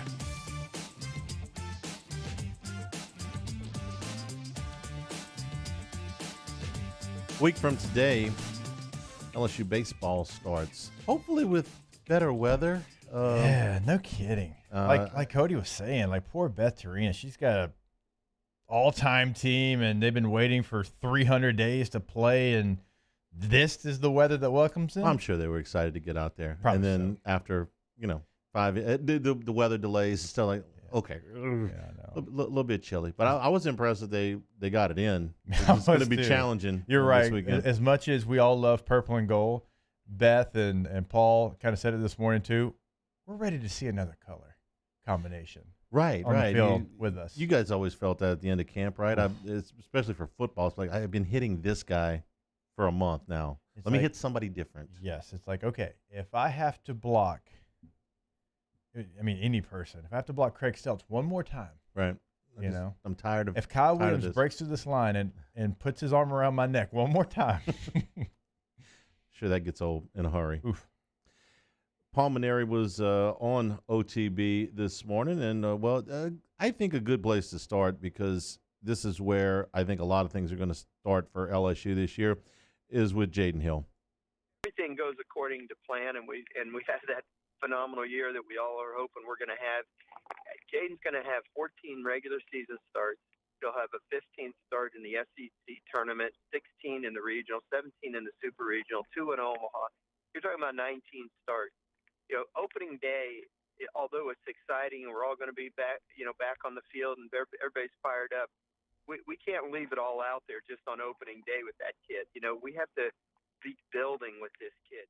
But I just think the kid has a chance to be as good as anyone in the country. He's a power pitcher. He can throw the ball 96, 97 miles an hour when he wants to. He's got a terrific slider, changeup, throws strikes, competitor, great athlete, field his position. I mean, he's got all the things you need. He just needs to go out and do it. When you have that Friday night guy, anything becomes possible, okay? Your team can win a championship. You have to have it in college baseball. I've said this a million times. You can get by without other aspects of your team. You can be a slow team. You can have a team that doesn't feel the ball particularly well. You can have one. Be a light hitting team. Yeah, you can be a team that has hit a lot of home runs or steal a lot of bases, or you've got one really gaping defensive hole somewhere in your team. Your bullpen can be a little bit like you cannot in college baseball. I just don't think you can win without an ace. There was something that the very first national championship team, Chad Auger, said, kind of privately, but it's gotten a little bit more traction over the years. They were playing Wichita State in the national championship game, and Tyler Green was, the all-everything pitcher. And somewhere along the line, Auger let it slip. We ain't throwing chopped liver now, okay? and sure enough, LSU went out and won the game. When you throw Jaden Hill out on the mound, when you throw Aaron Nola out on the mound, when you throw guys out there, the Anthony Renatos in 2009, you pretty much tell the other guys, throw the best you got. We still gonna beat you. Yep. And 96 with Eddie Yarnell, when Yarnell went 15-1 or 14-1, whatever it was, and they lost one Friday night game the whole year. It's like, hey, we're gonna throw. I don't care who you're throwing. Guess who we're throwing? It's like you go in really a 2-game series because you erase one of the games. If you win that game, Skip said it a million times. I only got to play 500 baseball the rest of the weekend to win the series, and that's why I'm so bullish on Jaden Hill, because if he plays the entire season, if he does get those 19 starts that Maneri's talking about, then guess what? LSU's going to be in the hunt for every title that there is. But I also agree with the idea that opening night in the grand scheme of things doesn't mean a whole lot. What I would want what's a good start for Jaden Hill on his first night? I'll tell you what a good start for Jaden Hill and all of the SEC, all of the weekend starters on the first weekend. Hit your pitch count. Yep. Whatever Alan Dunn decides is your pitch count, and for the first weekend, because all three of them have missed a little bit of prep time through no things that have to do with their arms, through teeth and COVID, they've missed a little bit of prep time. Maybe those pitch counts will be lower in the first weekend than they ordinarily might be. Ordinarily, they hover around 80. This year might be 60. Yep. Or he may feel good enough to go a little bit longer than that. But whatever that pitch count is, hit your pitch count. If you hit your pitch count, it meant that you were pitching well enough to keep you in the game as long as they intended. If you are scheduled to throw 65 pitches and you throw 45 pitches, it means it's probably something went wrong. Hit your pitch count. That's what opening weekend is about for me for the starters. I'm completely in agreement with you because you've got some innings eaters there in the bullpen. Get your guys to their pitch count. They don't have to go 6. You have real options in the bullpen. Your Matthew Becks, your Vitt Myers, that can come in. They can go 4, 5, 6 if you need them to. That's what's great about this bullpen that they have for LSU this year. Getting George back as well. You have a lot of guys that can play a lot of different roles in that bullpen. I mean, Devin Fontenot, if you had to have him go out there and close 9 outs, he could do it. I mean, he has that kind of arm. We've seen him start a game, high leverage games here at LSU. So you have the bullpen to be able to ease the starters in to, once you get to SEC play, they're exactly where you want them to be heading into that weekend. There's another reason. You just mentioned all of the guys at the bullpen that we know. There's a lot of guys that we don't, and Maneri commented on the young members of this bullpen. Well, I'm excited about those veterans. I'm really excited about some of the freshmen that we have as well. And we're not going to have to – well, we're going to have to rush them in the first week because we have 8 games in the first 9 days of the season. Whoa. But we're not going to have to rush them into situations where, the game's on the line, so to speak, because we can go to the veterans. But we're going to give these young kids some work, and they got some talent. I'm telling you, we got a few guys that have really good arms, and it's not all that inconceivable that once they gain the experience, they're going to be right there with the veterans and may pass up some of the veterans. You never know. So I feel good about our bullpen this year, best I've felt in a long time. he does a good job, I think, of trying to minimize the pressure situations on those young bullpen guys. He's not much on bringing in a young guy with 2 on and 2 out. This is not the weekend coming up next weekend where you're trying to decide that. You're not trying to get guys to graduate. You're trying to get their feet wet. Something that he does an awful lot of, it used to drive me crazy, and then I understood why he was doing it, is he will let a pitcher go out and get the first out of the inning and then bring a reliever in. And at first that seemed backwards to me because I thought, why not let the reliever start the inning? Right. You got a clean slate. You've got, you're starting fresh. You come in, you can get out there, you can take your warm-up tosses, you can relax, you know who the lineup is. But the more I watched it, it doesn't work every time because sometimes the guy that you leave in gives up a base runner. But the idea that the guy comes in from the bullpen, he's only got to get 2 outs. Yeah. If the guy the previous pitcher can get that first out and you can come in with the bases empty and 1 down, it's amazing the psychological edge that it gives you. And he does that a lot when he's trying to get young pitchers into the game.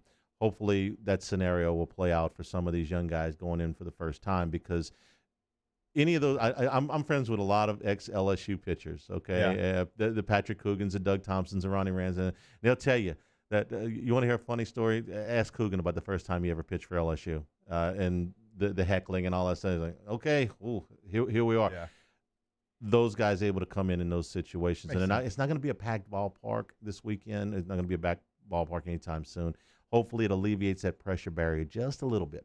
Just a little bit. And it probably will. The box won't be the box, just like Swayze won't be Swayze. I mean, you're going to have small crowds across all these SEC venues. And so I think that probably helps some of the younger players. And to Paul's point, we're probably not talking about them as much because, in a normal year, we don't have Fontenot, Beck, or George to talk about. And, even like Hilliard and Vittmeyer, like I don't know what they would have done, but if there's a 40-round draft and they would have been selected, what would they have done? So that's why we're talking so much about the vets, is because typically we wouldn't have this opportunity to talk about all these guys. You've got an awful lot of them. We got some more stuff from Paul Maneri, so we'll do some more baseball stuff before the end of today's show. Can I say LSU baseball put out a clip of the history of number 8, and they were announcing who was going to wear it this year, and I heard some Hanny call in there, and it was really good to hear my man Hanny on a baseball call. I wasn't aware of that until somebody sent it to me last night, but I did hear it. That was a call on a ball that went to Bregman,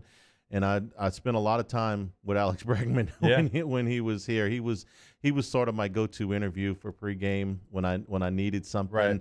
And we forged a little bit of a good working relationship while he was here. So it was good that if they were going to use a call, use one where Bregman made a great play. There were plenty of great plays to choose from. If they picked one that I called, thank you. Absolutely. It was very good nice. to hear. Congratulations to Matthew Beck, who has been here a long time and certainly paid his dues.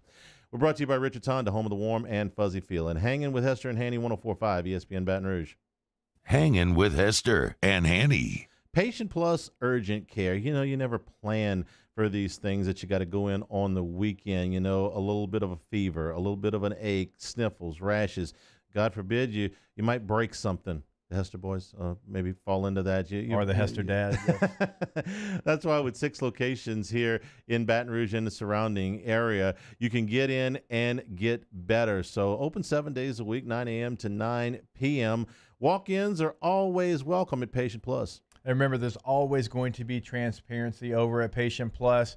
You're not going to have to figure out, hey, is there a doctor here? And you had to stick your head out and you wait all day. No, they are transparent over there. I mean, they've got glass over there so you can see exactly what's going on, making sure that they get you in and out and you know what you're there for. Hanny mentioned it, 6 convenient locations across the area. You can also check in online at patientplusuc.com. Just another convenient thing from Patient Plus. Get in and get better. In times of need, get a full list of phone numbers, websites, and other important emergency information on the Demco Stormwatch page at 1045ESPN.com.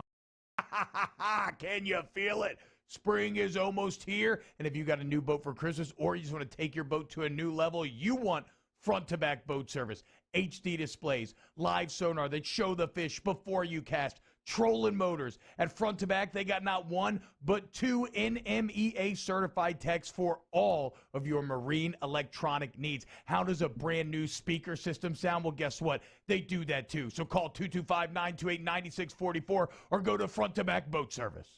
Gulf Coast Office Products is a nationally recognized Savin office equipment dealer based right here in Louisiana. Over 100 employees strong, Gulf Coast has the boots on the ground to support all vertical markets, from education, engineering, legal, and finance. With the latest in office technology, from desktop to production segment units, Gulf Coast and Savin have the perfect fit for you.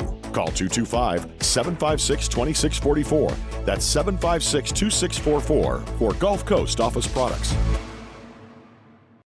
Hey guys, this is Ryan Terrio with Mercedes-Benz of Baton Rouge, and you've got to come see us for the New Year's Certified Pre-Owned event. CPO vehicles come with an unlimited mileage warranty, and right now we're offering a 2-month payment credit up to $1,500, as well as 1.99% for 36 months on all eligible models. Check them out at mbobr.com or go see my guys Nick and Hess to take your new year up a gear. See dealer for complete details and exclusions. Qualified customers only, subject to credit approval by NBFS. Must take delivery by March 1st, 2021. ServiceMaster Elite create clean, disinfected work environments. As a local business, we take pride in serving the New Orleans and Baton Rouge areas. Our cleaning protocols follow CDC and OSHA standards for healthcare settings, offices, senior living, restaurants, and industrial plants. Contact ServiceMaster Elite to get your operation ready for reopening with germ disinfection cleaning. ServiceMaster Elite, the trusted choice in professional cleaning since 1996.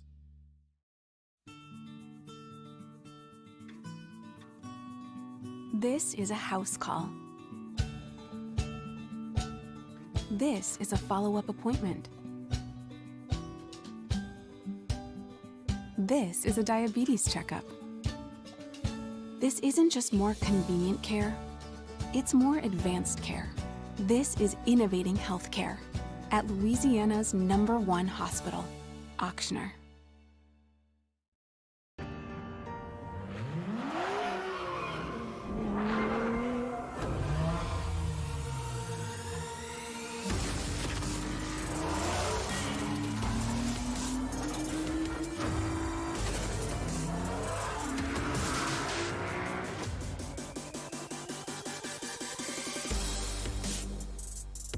Acura of Baton Rouge for attractive. This is Dan Canterbury. Join myself and Skip Burtman this Sunday night from 7 to 8 p.m. at Sammy's on Highland for Hold the Rope with Skip and Cano. Our guest this week, Antoine Duplantis on 104.5 ESPN Baton Rouge.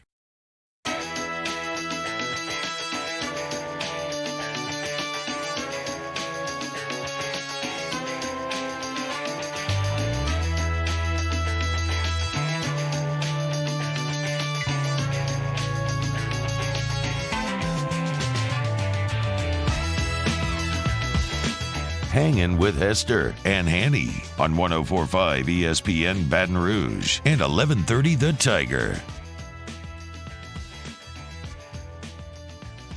And we are brought to you today by Supreme Rice. Is it gumbo weather? I think quite a bit. So we were talking this morning, my wife and I, it's like, we're probably going to stay mostly in this weekend. Not going to be moving around too much. Weather's not going to be fantastic. So let's cook a big pot of something. We're going to cook it with Supreme Rice. In fact, we're doing gumbo this weekend. Supreme Rice is terrific, whether you get in the long grain, the brown rice, or the jasmine, all available in up to the 5-pound bags. It's great in gumbo. It's great in your etouffees. It's great in your stews, just regular old rice and gravy. Do it with Supreme Rice, and be sure to support our Louisiana farmers, as down in Crowley, Louisiana, since the 1930s, they have been all grown, milled, and processed right here in the state of Louisiana. It's easy to get Supreme Rice. You can do it at all of your Costco's, all of your Walmarts, all of your AG food dealers. So this weekend or any weekend, make it Supreme Rice. For more information and great recipes, go to supremerice.com. Just one real quick note on baseball, not LSU baseball, but Major League Baseball unveiled their minor league schedule today. Not that that's a big deal around here. 120 teams, and they're actually going to be playing. I'm sorry. I'm highlighting stories around here that indicate progress that that are positive things. I'm sorry if I can't clickbait, fear monger, scare the hell out of everybody that doomsday is coming, 6 hours or 10 hours from now. But I like to highlight the positive stories. And I think that's a positive story, that they're going to be playing minor league baseball again, and that we're working back. That there's going to be people. There was people at Tiger Park last night, God bless, in that weather. That there's going to be people at the box. I'm not, I'm a little bit discouraged that the restrictions still have to be what they have to be. Yeah.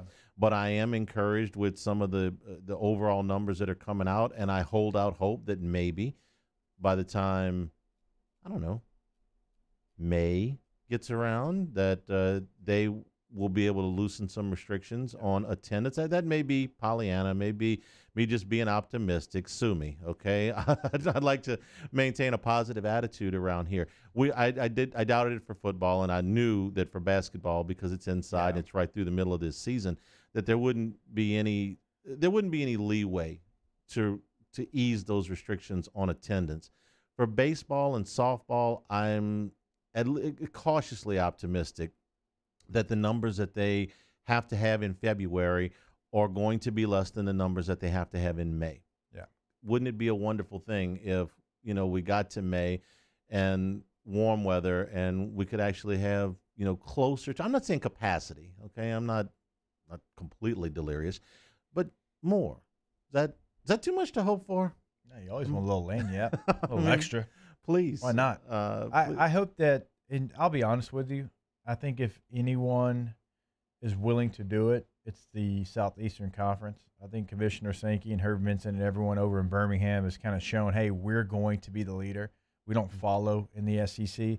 So if we're at a different point, if there's numbers that come in, if the vaccine is doing its job, hey, we are going to go from 2,500 to 5,000. Hey, we're going to go from 5,000 to whatever your 75% mark would be, whatever that is. I have full faith that if we can do it, we will do it in the SEC. And let's not act like every team in the league can put 7,000 people in the stands on request, even LSU. I mean, if it's not a postseason game or a really, really big SEC game, your crowd's closer to 4, than it is to a lot closer to 4 than it is to 7. And if you're talking about midweek games, your crowd's probably closer to 2,500, 3,000, and that's doing really well. Yeah. So just get it back to that. Get it back to those benchmarks, and we're fine. And we'll deal with the regionals and stuff like that in the College World Series. I mean, if Omaha's got to be scaled back, but just if you're moving in the right direction, optimism. Please. No, and when Give me to a yes. I hadn't to say that in a while. It's been a while. When I caught up with Commissioner Sankey, one of the things I asked him was about spring football. Mm-hmm. I said, hey, how are we going to handle that? Do you expect to have a spring? He said, look, I'm going to leave that up to the individual school. They know what their policies have been. They kind of know what it's like in their region, in their area, and we're going to leave that up to the school unless we have to step in. So he's done a good job of saying, hey, if you feel like you can do this, if you can show me that this will work, we're going to allow you to do it. Here's what I've learned since we started this. Sports don't spread COVID. The actual playing of sports do not spread COVID. The gathering of people spreads COVID. So if you believe that you can put your team in a facility, okay, and they can train together and they can work out, dress together, eat together, move around together, travel together, then the actual playing of football is not going to put them at any more risk. Now, if you're going to people that haven't been tested, well, then yes, you are. I'm not suggesting that you go out and put yourself in the middle of a crowded situation with people that haven't been, that are not going through the protocols. But if you're an LSU football player and you're in, or Florida football player, wherever, and you're going through the protocols and you're in that building, okay, if they're doing that anyway. Mm-hmm. Now, if you've decided that it's spreading so much that you can't open the building like we did at the beginning of the pandemic, that's different, right? But if you're in the building, if you're all together anyway, then they're not at any more risk to transmit the virus to each other by playing football than they are eating, next to each other, or dressing or lifting weights or running sprints or anything like that. If they can do that, then to me, there's not a greater risk if they actually do contact drills. We went through an entire season. How many teams do you say we got contact drills from the other guys? None, or next to none. Yeah. Now, did they have some problems where you had a team have an outbreak, and it's like, well, who did they play? Like when the Titans played, help me out, was it Buffalo? And they said, well, wait a minute. Now you've had an outbreak with Tennessee, so Minnesota, I think it was. Yeah. Well, now Minnesota's had contact tracing. Well, now they can't go. But this is me. If they think it's safe enough for all those players to be in the same building and all of those players go through that protocol and they're all right there training, they're doing football school and all that, then it is safe for them to have spring football. If they didn't think it was safe for them to be together, if they didn't think it was safe for them to train together, then, or if we had massive outbreaks because of games, then we said, well, no. But if they're there, they can practice. Yeah, if you didn't have spring practice, but you just did what you did in the fall, then you're showing everyone it was a money grab. Yeah. Would you agree with that? Yeah. I mean, I understand not it having, wasn't about the player safety. Yeah. I understand not having preseason football in the NFL. All right. There's no reason to make teams travel and stuff like that. Okay. But your team in your facility with your protocols, if they're doing all of that, then they can practice. My opinion, anyway. Sorry, I had to put on my my glasses. I was tired of squinting and seeing a big fuzzball in front of me. I'm not going to take that personally at all. You were just fuzzy. All I saw was just aura. I've been called worse. Hey, fuzzy's good here. Warm, fuzzy feeling. Warm, fuzzy feeling. Richard's Honda, our title fuzzy's sponsor. like the word I saw behind your head, so gotcha. Fuzzy. We're brought to you by Richard's Honda, home of the warm and fuzzy feeling. Hanging with Hester and Hanny, 104.5 ESPN Baton Rouge. Hangin' with Hester and Hanny. Off the Bench, Hangin' with Hester and Hanny, after further review and more, are all live daily on the 104.5 ESPN Baton Rouge YouTube channel. Subscribe now to interact with us inside the live chat driven by Bayou Ford. Hey guys, this is Ryan Terrio with Mercedes-Benz of Baton Rouge, and you've got to come see us for the New Year's Certified Pre-Owned event. CPO vehicles come with an unlimited mileage warranty, and right now we're offering a 2-month payment credit up to $1,500, as well as 1.99% for 36 months on all eligible models. Check them out at mbobr.com or go see my guys Nick and Hess to take your new year up a gear. See dealer for complete details and exclusions. Qualified customers only. Subject credit approval by NBFS. Must take delivery by March 1st, 2021. This isn't just another day. It's so much more. Kelly's life was put on hold when her auctioneer primary care doctor discovered a rare blood disorder. Her doctor connected her to an auctioneer care team of cancer, heart, and kidney specialists. With multiple primary care locations around Baton Rouge, same-day appointments, and online scheduling, we're relentless about keeping you healthy. Auctioneer Baton Rouge, innovating healthcare for Kelly. 50 years ago on Easter Sunday, Breck's Baton Rouge Zoo proudly opened our doors, and we've been hopping ever since. 5 decades of connecting people with animals, teaching our community about the problems facing wildlife and how we can help, and working with zoos across the world to protect endangered species. Today, our future is taking flight by stretching the possibilities of what your zoo can become, while we keep it fun and affordable for everyone. Thanks for coming along. I've been doing business with Luba for 25 years. They're dependable, trustworthy. It's just the attention to detail with our clients. Our folks have years and years of experience. They're highly trained professionals. But many companies have that asset. What I'd like to think makes Luba a bit different is that we use those talents in a way that truly is dedicated to serving the needs of the folks who depend on us. At All-Star Toyota, you get it all. If you're in the market for an all-new Toyota vehicle, come see our friendly and knowledgeable sales team at All-Star Toyota. Located in Baton Rouge at the corner of Airline and Goodwood, we've been serving our community since 2005 by offering a large selection of new Toyota cars, trucks, and SUVs. Get behind the wheel of your dream car and take a test drive at All-Star Toyota today. Are you a licensed contractor? There's lots of good contractors in Louisiana doing work the right way, but unfortunately, too many unlicensed contractors are working outside the licensing requirements. Working as a contractor in Louisiana requires a license for the company doing the work. The Louisiana State Licensing Board for Contractors wants to help you get licensed to allow you to conduct work legally. It's not difficult to get the license. We can help you. Go to lacontractor.org for more information. Licensed contractors, it's the law. Gulf Coast Office Products is a nationally recognized Savin office equipment dealer based right here in Louisiana. Over 100 employees strong, Gulf Coast has the boots on the ground to support all vertical markets, from education, engineering, legal, and finance. With the latest in office technology, from desktop to production segment units, Gulf Coast and Savin have the perfect fit for you. Call 225-756-2644. That's 756-2644 for Gulf Coast Office Products. ServiceMaster Elite create clean, disinfected work environments. As a local business, we take pride in serving the New Orleans and Baton Rouge areas. Our cleaning protocols follow CDC and OSHA standards for healthcare settings, offices, senior living, restaurants, and industrial plants. Contact ServiceMaster Elite to get your operation ready for reopening with germ disinfection cleaning. ServiceMaster Elite, the trusted choice in professional cleaning since 1996.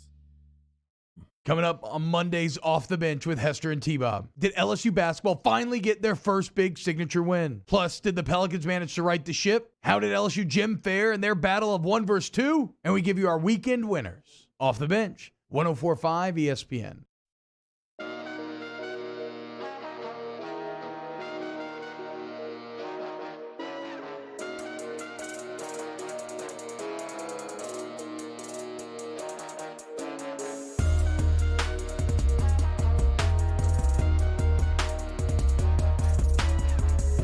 Hangin with Hester and Hanny on 104.5 ESPN Baton Rouge and 1130 The Tiger. On a cold Friday here in the capital city, we welcome you back to Hangin with Hester and Hanny, getting into the weekend big LSU basketball game tomorrow. And a week from today, it'll be it'll be the start of LSU baseball. I want a couple more things that I wanted to let you hear. This was from OTB this morning, and this is from Paul Mainieri. We talked a little bit about the pitching. We gave you some stuff on the bullpen, a little bit on Jaden Hill. This is Paul Mainieri on the everyday lineup. Well, it's young and it's inexperienced for the most part. We have Beloso back, which I think is a proven SEC hitter. His freshman year, he hit 11 home runs. Now he only hit 1 last year in the first 17 games of the season, and that was in Game 17 before the season got shut down. We need him to be the straw that stirs the drink for us. We just need him to hit up to his capability. I think the left side of the infield remains probably the biggest question, especially at third base. I think that you're going to see him plug in some different options, especially at first weekend. Take a look at some people. Beloso in left field is something I'm going to have to see. He's lost a lot of weight. I hear good things. But the last time I saw him, he was a first baseman, and first basemen typically don't make good left fielders. But he has slimmed down. Worst case scenario, you have to replace him with a better fielder out there. He can always DH because you need that bat in the lineup. I am interested in what they're going to do at the top of the lineup because they need a leadoff hitter. So I'm doing this one. I didn't get a chance to preview this clip. Okay, you heard it obviously. Coming out blind. I'm going blind here. I got a chance to review all of them except this one, so I'm just doing this on the cuff. Right. Spin the wheel. All right. This is a spin the wheel moment for me. Looking for a leadoff hitter. I got a clip that I wasn't able to preview that's got Giovanni DiGiacomo's name on it. Go, Paul. I think Giovanni DiGiacomo will be much improved. He ended up hitting 350 last year, but it was really kind of an up and down average. He'd had one great game and then a few games where he was over, and then he had a great game, and so it balanced out to a good batting average, but not a consistent where what you could count on. And Gio is such a terrific center fielder that he's in there for defense, but we need to get some offense out of him, no question about it. Nope, that screams bottom of the lineup. Soon as he said the word inconsistent, you can scratch out a leadoff hitter. He's going to have to. No, that screams 7-hole or 9-hole. I've been a fan of Gio. Like when he's going good, I understand like why he's in that position. He just has to know who he is more, and that's okay. Like know that I have speed. I have this tool. I need to play to this tool. I don't need to try to play outside of myself. Like one of the best things you can do as a collegiate or a pro athlete is know who you are, not try to be someone you're not, but be great at who you are. Do the things that you do great and create this niche that you have where you can help your team win because you're doing what you're supposed to be doing. Let me boil it down to a very concise statement. He's got to strike out less. Yeah, he can't lead off if he strikes out as much as he has the last year. What I was hoping that clip said was, that he came out and said, in the fall and in the pre-practices, he's worked a lot more on making contact and he's cut down his strikeouts. Gio hit 350 last year and struck out a third of his at bats. It's a lot of people don't remember Bobby Bonds. Okay. Barry's father. Yeah. Okay. Terrific power speed guy, the same way that Barry was, but there was a big problem with Bobby Bonds' game.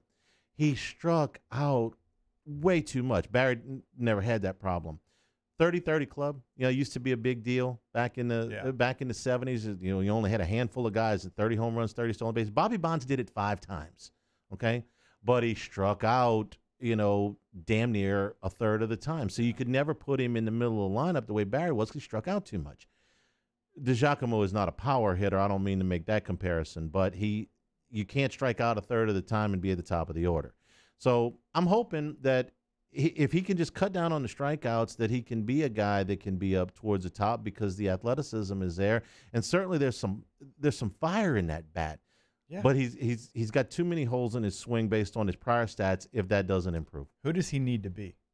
Do you have a comment? Because Nookie in the Value 4 chat says he needs to go watch tape of Andrew Stevenson. Well, Stevenson became a much better hitter, okay? His freshman year he was lost, but he got to the point where he had a very level swing. He made a lot of contact, and obviously he could run. If I had an absolute hope for Gio, he's not as fast as this kid was, but it would be that he would be J.C. Holt. J.C. Holt was on 2 of the smoke teams. That's a good name. He was at school when I was. Yeah. J.C. ended up hitting 395. This was with the old bats because J.C. could fly and he just put the ball on the ground, and he probably led the SEC in infield hits. Which is okay. No, it's fine, man. It looks like a line drive in the box score. Do you know that less. I'm probably here today in this seat because of a high school baseball game? Should I explain? Oh, you're going to have to now. All right. So we're playing against Catholic of Baton Rouge, of course, in the playoffs. I'm at Evangel, and they're beating us. I mean, God, I hope Moscona doesn't hear this. They're beating us like 11-3. It's the last inning.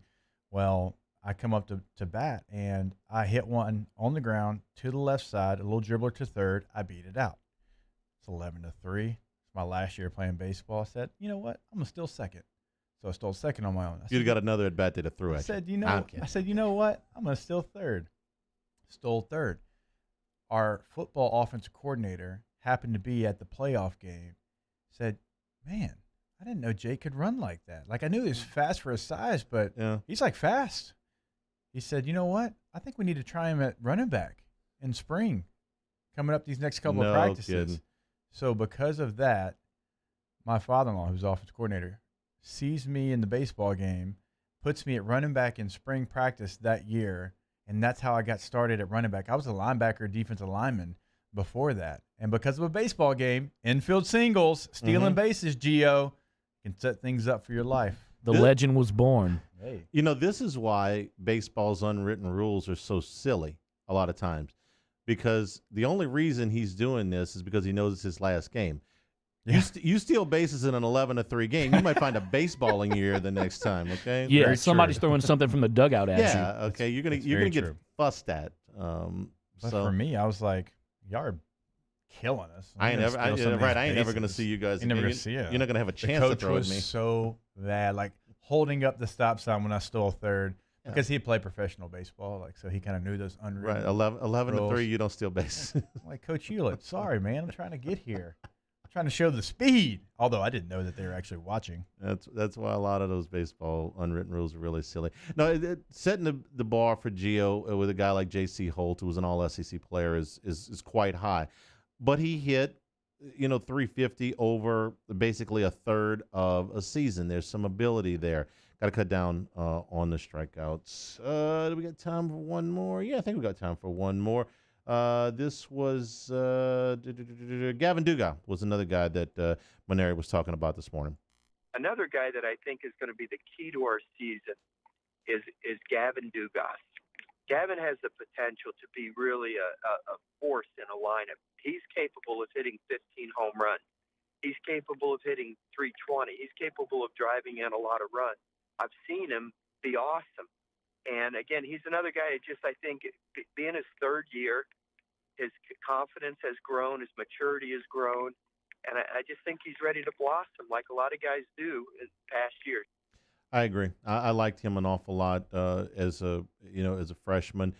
He had the injury early on and he missed some games, and then trying to jump in the middle as a freshman is tough. I still looking for a position. Maybe I don't know exactly where he fits.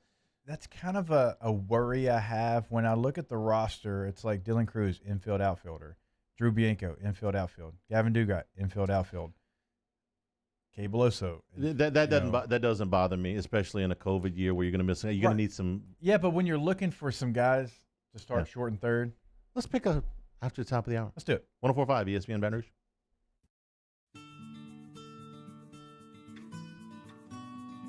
This is a house call. This is a follow-up appointment. This is a diabetes checkup. This isn't just more convenient care, it's more advanced care. This is innovating healthcare at Louisiana's #1 hospital, Auctioner. Hey guys, this is Ryan Terrio with Mercedes-Benz of Baton Rouge, and you've got to come see us for the New Year's Certified Pre-Owned event. CPO vehicles come with an unlimited mileage warranty, and right now we're offering a 2-month payment credit up to $1,500, as well as 1.99% for 36 months on all eligible models. Check them out at mbobr.com or go see my guys Nick and Hess to take your new year up a gear. See dealer for complete details and exclusions. Qualified customers only. Subject to credit approval by NBFS. Must take delivery by March 1st, 2021. Can you feel it? Spring is almost here, and if you got a new boat for Christmas or you just want to take your boat to a new level, you want front-to-back boat service, HD displays, live sonar that show the fish before you cast, trolling motors. At front to back, they got not one, but 2 NMEA certified techs for all of your marine electronic needs. How does a brand new speaker system sound? Well, guess what? They do that too. So call 225-928-9644 or go to front to back boat service. Are you a licensed contractor? There's lots of good contractors in Louisiana doing work the right way, but unfortunately, too many unlicensed contractors are working outside the licensing requirements. Working as a contractor in Louisiana requires a license for the company doing the work. The Louisiana State Licensing Board for Contractors wants to help you get licensed to allow you to conduct work legally. It's not difficult to get the license. We can help you. Go to lacontractor.org for more information. Licensed contractors, it's the law.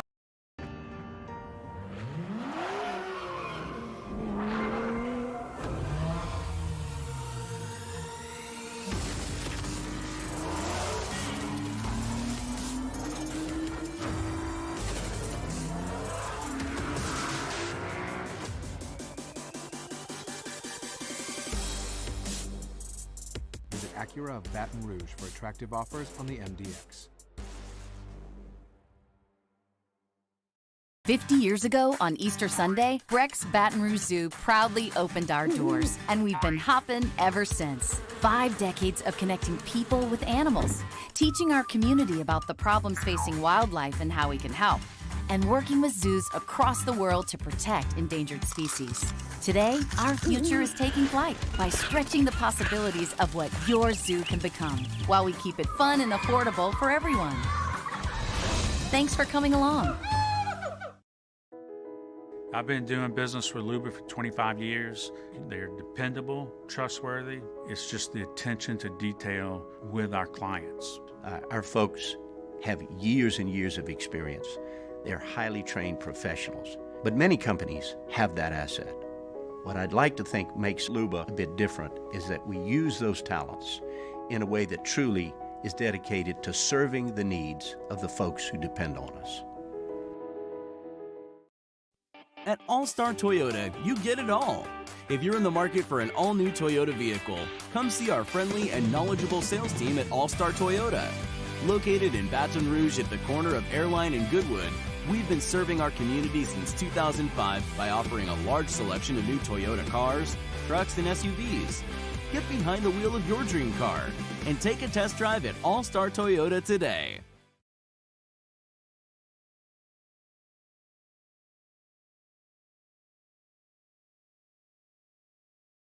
Callahan Injury Lawyers. This is SportsCenter.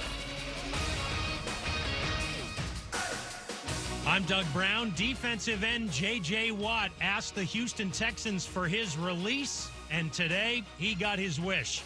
ESPN's Sarah Barshop. I didn't expect a release. I thought they would trade him. I think the fact that they did release him and the fact that they did it so early and more than a month before free agency, I think shows the respect they have for him, because that's what he asked for. Sarah Barshop on Barton and Hahn. Watt played 10 years in Houston and was the face of the franchise.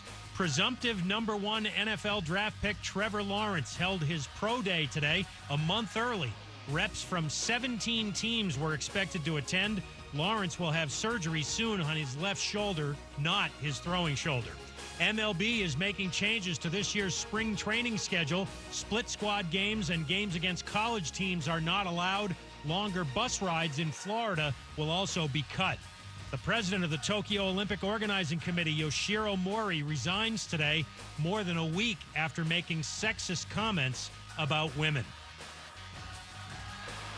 We're back on Monday, and we'll play QB or not QB in the AFC West. We'll tell you why the Raiders shouldn't fold the Derek Carr era in Vegas just yet. Keyshawn, J. Will, and Zubin, 6 Eastern on ESPN Radio.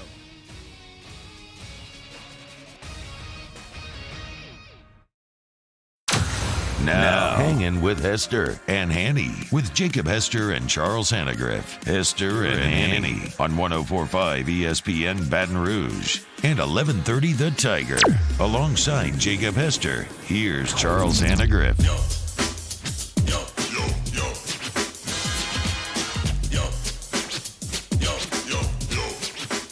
Welcome back in to Hanging with Hester and Hanny, 104.5 ESPN Baton Rouge, 1130. The Tiger up in Shreveport. And if you're listening along, watching along with us on CST or on YouTube, we appreciate it. Chuck P in the driver's seat in the audio chair, Paul O'Neill in the video chair, and along with Jacob Hester, I'm Charles Hanagriff. The pro day for Trevor Lawrence has been same set of eyeballs on us. The same set. Although there's probably not a lot of teams at his pro day because they kind of know. Okay, so they moved his pro day. He's going to have surgery on his non-throwing shoulder. He should be ready for training camp. And everybody hopped to. As I understand it, everybody in the league is going to this thing, or just about everybody in the league is going to this thing. Do I have that right? Yeah. That there's going to be 32 teams in attendance there. Now, 31 teams, you could say, are wasting their time. Yes. The Jaguars are going to take him. They are not entertaining trade offers. Urban Meyer was basically like holding on to his pocket today. Correct. So there is little to no reason, you would think, for the other 31 teams to go there. They're going to have no chance to draft him. They're not going to have a chance to trade up to draft him. So why would they go? There's actually a very good reason, and Sean Payton talks about this a lot. You get to know your opponents So you scout so many people that end up never being a part of your team. So I ask you, I understand that in the interview process, you go to what used to be the combine, you talk to 10 times more kids than you'll end up drafting, but you get to know a little bit about them. You watch film on them, you talk to their people, you do your background vetting on all of these guys, because if they don't end up on your team, you're going to have to end up playing against them. What can you learn if you're going to watch a pro day, which is very highly scripted by the player and his agent, is on his home turf, and if you know you're not going to be able to draft him, then what do you learn? So coaches feel like they can find something that will be beneficial to them down the road. I forget maybe 3 years ago, whatever year DJ Chark was a senior, I remember Norv was the OC at Carolina, and he came down, and we were having dinner, and I was kind of asking him, like, who you like, and he was kind of going through some names. He's like, yeah, I'd like to check out the receiver. And he was like, really, I'm here. LSU is a place that I always want to get an eye on the athletes, because you never know who you're going to be going against. And if I can get something, if the Falcons or Saints or Buccaneers draft one of these guys, I can kind of get a small book on what I saw at Pro Day. You never know who's going to be, available through a practice squad or on the wire. He's like, you never know who's going to be available in free agency down the road. He said, you always want to get a book on the best athletes. That was his quote. He said, I hope I get these schools right. LSU, Ohio State, Clemson, Alabama, and he threw Oregon in there because he played at Oregon. But come on. He threw, those schools out there. He said, you always want to book on guys like that, because you just never know. And it's a good point that he brings up. Look, if they're going to pay for me to go down, why would I not want to go watch athletes like LSU or Clemson or one of these schools has? So somewhere in a locker room or a meeting room somewhere, Trevor Lawrence is setting up his pro day. He's talked with his agent. He's talked with the facility managers to get everything that he needs. And then he says, hey, guys, I'm going throw on pro day. I need some volunteers. Anybody want to come out and run routes and catch balls? Any chance he's getting any participation there? I'm thinking that there's going to be 18 fistfights over who gets to go catch balls for Trevor Lawrence, in the hopes that this may be, maybe not the only time, depending on who goes and catches balls, but this will be the best chance to have 32 sets of eyes. They may not be able to draft Trevor Lawrence unless they're the Jaguars, but they may be able to draft me. I know of 10 stories of guys that have been drafted off other people's pro days. We've all heard those stories. And that's 10 that you know, so the number's probably 10 times that, right? Yeah. Off of guys that you don't know. It should, we like to give personal stories here. It's just like how I got recruited to LSU. Saban came to watch 4 or 5 other guys. Like, he wasn't there for me. I'm pretty sure he had no idea who I was. I was the only one that got an offer when he left. Like, one, you don't ever know who's watching. Like, that's true in all of life. Like, you don't know who's watching, so do everything great every single day. Okay, but also when there's an opportunity because there's great people around you, well, raise up to that level, exceed that level if you can, because it's an opportunity for you as well. They're there. They're going to watch you anyway, right? If Trevor Lawrence throws this one route and you route it up, I mean, you do something they didn't think you could do. Who's that guy? Wait a minute. Whoa. What's his name? Yeah, so take full advantage of stuff like that. Well, they'll have their opportunity a little bit early, because Lawrence is going to throw. The rest of the draft board is not coming together at all, in my opinion. I see so many different opinions because nobody knows what the Jets are going to do. The Jets, the draft starts with the Jets. We had a question by you Ford earlier, said the Jaguars are better than the Jets. If you're talking about organization, it's close. It's arguable. I'll say that of watching the two teams last year, I would rather have if you're just asking me what situation would you rather have, the players on the active roster right now, I'd rather have the Jets. The situation, I'd probably rather have the Jaguars because they've got more salary cap space and they got the #1 pick. But I don't know what the Jets are going to do. I'd rather pull a Billy Napier and stay where I'm at. I'm having to choose Jaguars or Jets. The quarterbacks don't have they don't have a choice. They do not. They got to go. They got to go where they're drafted. I mean, we could have the argument about rosters. I mean, both of them are bad rosters. That's why they're picking 1 and 2. I mean, there's some defensive pieces for the Jaguars that you could like. There's a running back who was a really, really good player as a rookie. There's DJ Chark, okay, but, man, there's some holes as well. Both organizations are not just a quarterback away.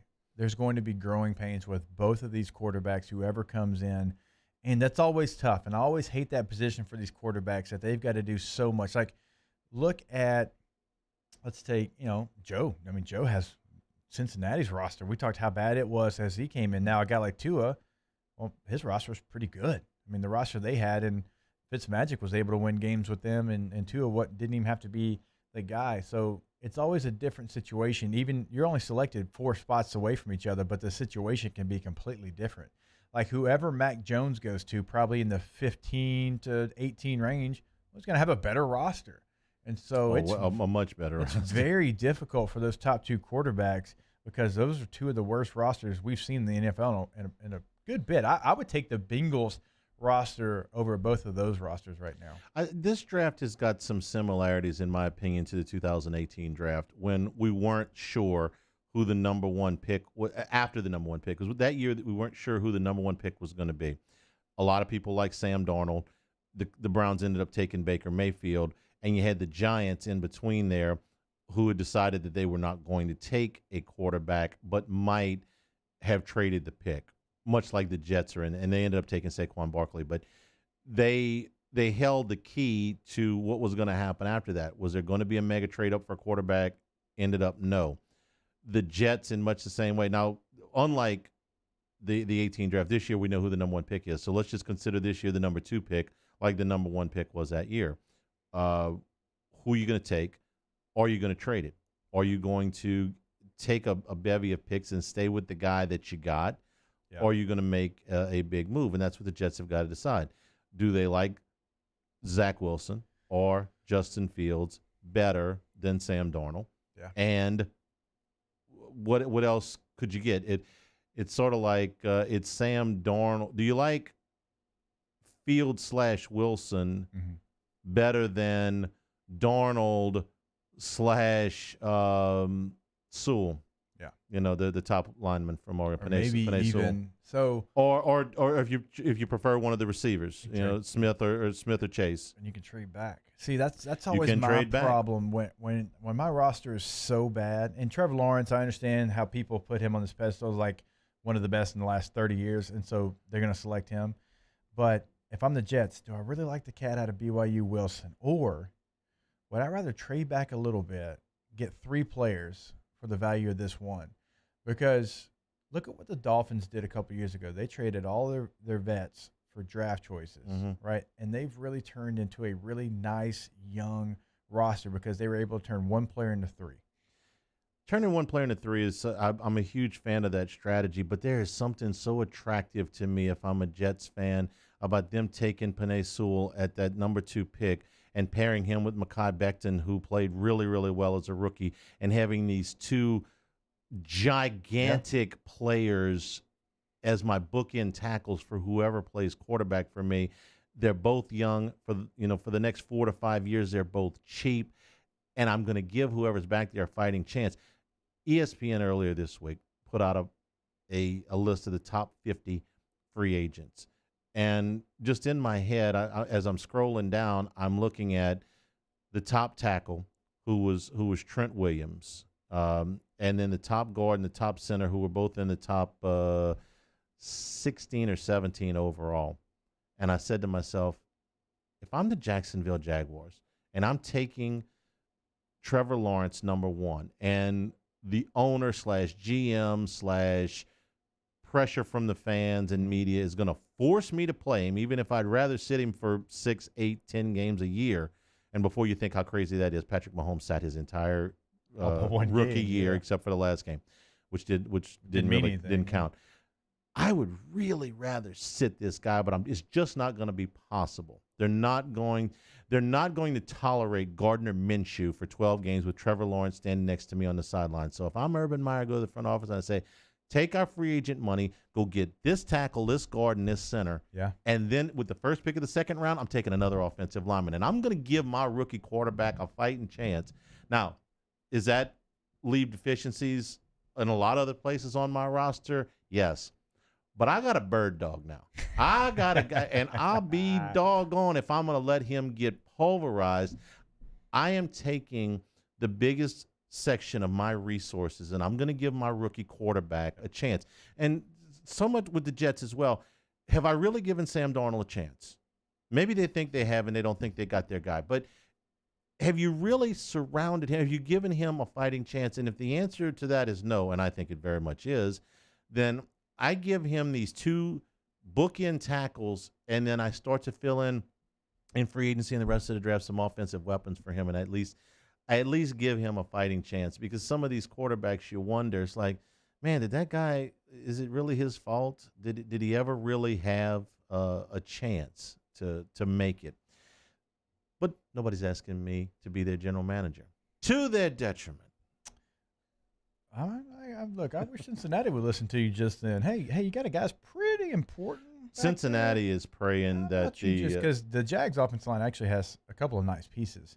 The Bengals, Jonah Williams has been disappointment so far. They've got some real issues. They got centers playing guard. They got guards playing tackle. Remember when we went through who they had and where they were drafted or how they were signed and what position they came into the league and what they were playing now? It was patched together, to say the least. Bengals are hoping that the McShay scenario plays out. Yes. Top 4 picks are all 4 quarterbacks, and Sewell is sitting for them at 5. That's a grand slam for the Bengals on draft day. We'll take a break. Hanging with Hester and Hanny, 104.5 ESPN Baton Rouge. Hangin' with Hester and Hanny. All right, brought to you by Richards Honda. You can find them online at richardshonda.com, where they have 368 new vehicles in stock. I know because it's right there on the homepage of richardshonda.com. New and used vehicles, you can search right there on the homepage, get pre-approved right there on the homepage. Also, buy from home on the homepage of richardshonda.com. A 7-step process that's incredibly easy. You fill out a little bit of information, get the pricing right, add the features, compare the vehicles, and at the end of the process, they deliver the vehicle to wherever you need it delivered. That is something you can find at richardshonda.com. You can also find over 700 new and pre-owned vehicles at 13413 Millerville Greens Boulevard in Baton Rouge. That's I-12 and Millerville. They've got something for everyone: car, hybrid, midsize, full-size SUV, van, or truck. Whatever you need, they've got it. Richards Honda, home of the warm and fuzzy feeling. Our listeners fire off their opinions on the jimsfirearms.net hotline at 499-1045. Keep listening for your next chance to shoot us your thoughts with the jimsfirearms.net hotline on 104.5 ESPN Baton Rouge. Gulf Coast Office Products is a nationally recognized Savin office equipment dealer based right here in Louisiana. Over 100 employees strong, Gulf Coast has the boots on the ground to support all vertical markets, from education, engineering, legal, and finance. With the latest in office technology, from desktop to production segment units, Gulf Coast and Savin have the perfect fit for you. Call 225-756-2644. That's 756-2644 for Gulf Coast Office Products. To the heroes who are working tirelessly to care for our communities, we thank you. We will never forget the countless hours you dedicated on the front lines, choosing to risk your own health to fight for our friends, neighbors, and family members. You guys are out on the front lines fighting it. We are grateful for your heroic acts and unwavering spirit. Together, we are overcoming this adversity and make our state healthier and more vibrant again. Auctioner Health. Hey guys, this is Ryan Terrio with Mercedes-Benz of Baton Rouge, and you've got to come see us for the New Year's Certified Pre-Owned event. CPO vehicles come with an unlimited mileage warranty, and right now we're offering a 2-month payment credit up to $1,500, as well as 1.99% for 36 months on all eligible models. Check them out at mbobr.com or go see my guys Nick and Hess to take your new year up a gear. See dealer for complete details and exclusions. Qualified customers only. Subject to credit approval by NBFS. Must take delivery by March 1st. 2021. ServiceMaster Elite create clean, disinfected work environments. As a local business, we take pride in serving the New Orleans and Baton Rouge areas. Our cleaning protocols follow CDC and OSHA standards for healthcare settings, offices, senior living, restaurants, and industrial plants. Contact ServiceMaster Elite to get your operation ready for reopening with germ disinfection cleaning. ServiceMaster Elite, the trusted choice in professional cleaning since 1996. Can you feel it? Spring is almost here, and if you got a new boat for Christmas or you just want to take your boat to a new level, you want front-to-back boat service, HD displays, live sonar that show the fish before you cast, trolling motors. At front to back, they got not one, but two NMEA certified techs for all of your marine electronic needs. How does a brand new speaker system sound? Well, guess what? They do that too. So call 225-928-9644 or go to front to back boat service.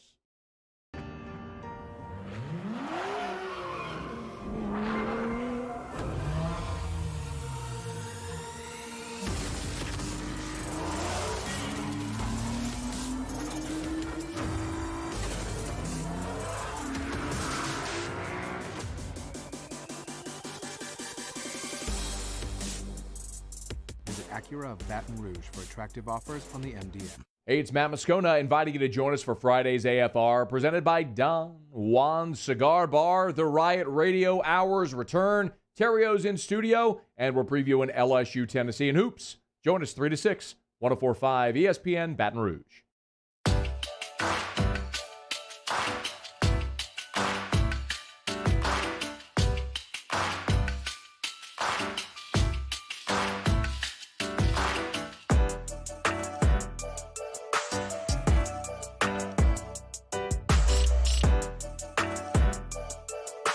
Hangin with Hester and Hanny on 104.5 ESPN Baton Rouge and 1130 The Tiger. Today's show brought to you in part by Louisiana Health and Injury Centers, helping you deal with pain. Man, you wake up, you're in pain. What caused that?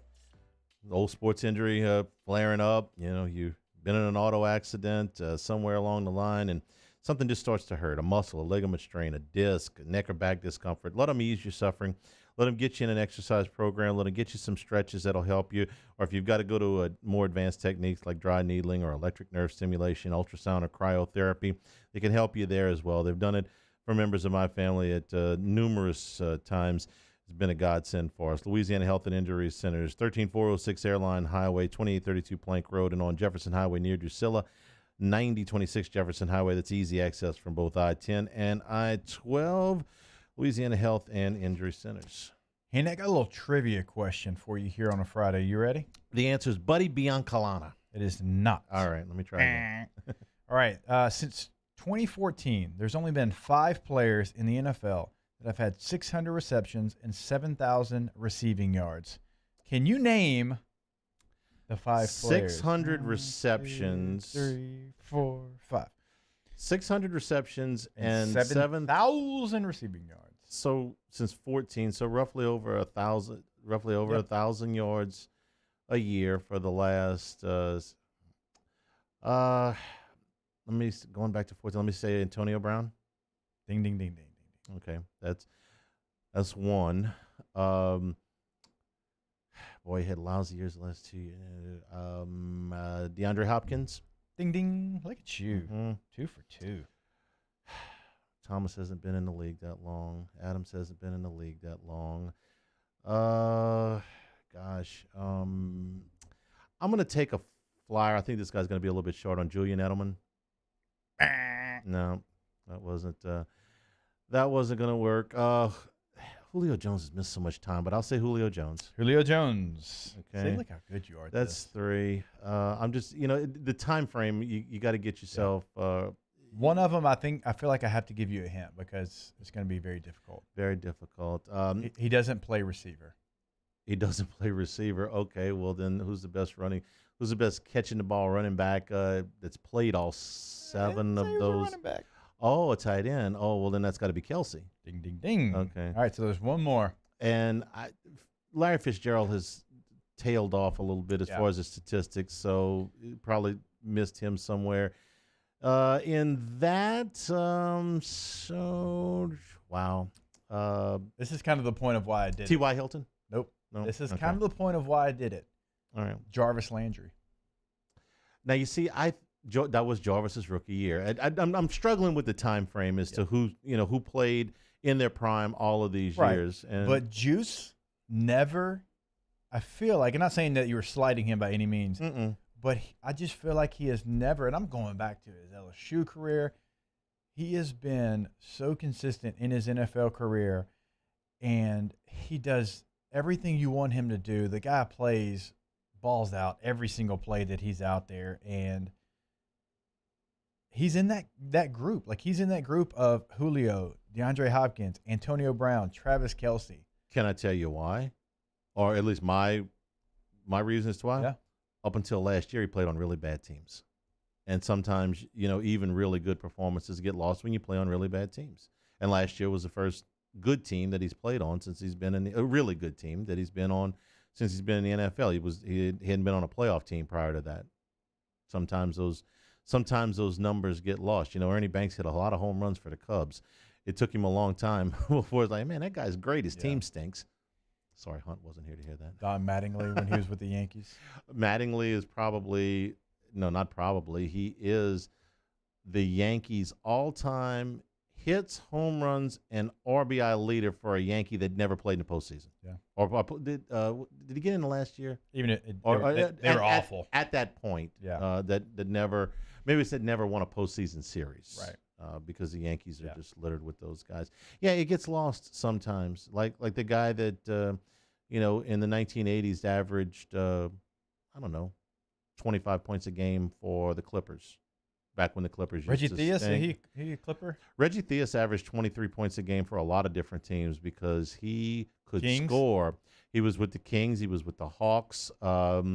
He was a ball hog in a lot of places. But he could score. I mean, he put the ball in the bucket, but man, did he hog the ball. I think some of this is because of Jarvis's personality too.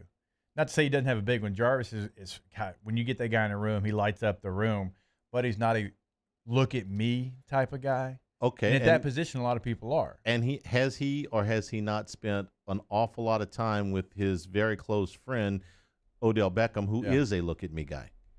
Yeah, and so, again, like, it takes away from what he's done on the field because he's not self-promoting.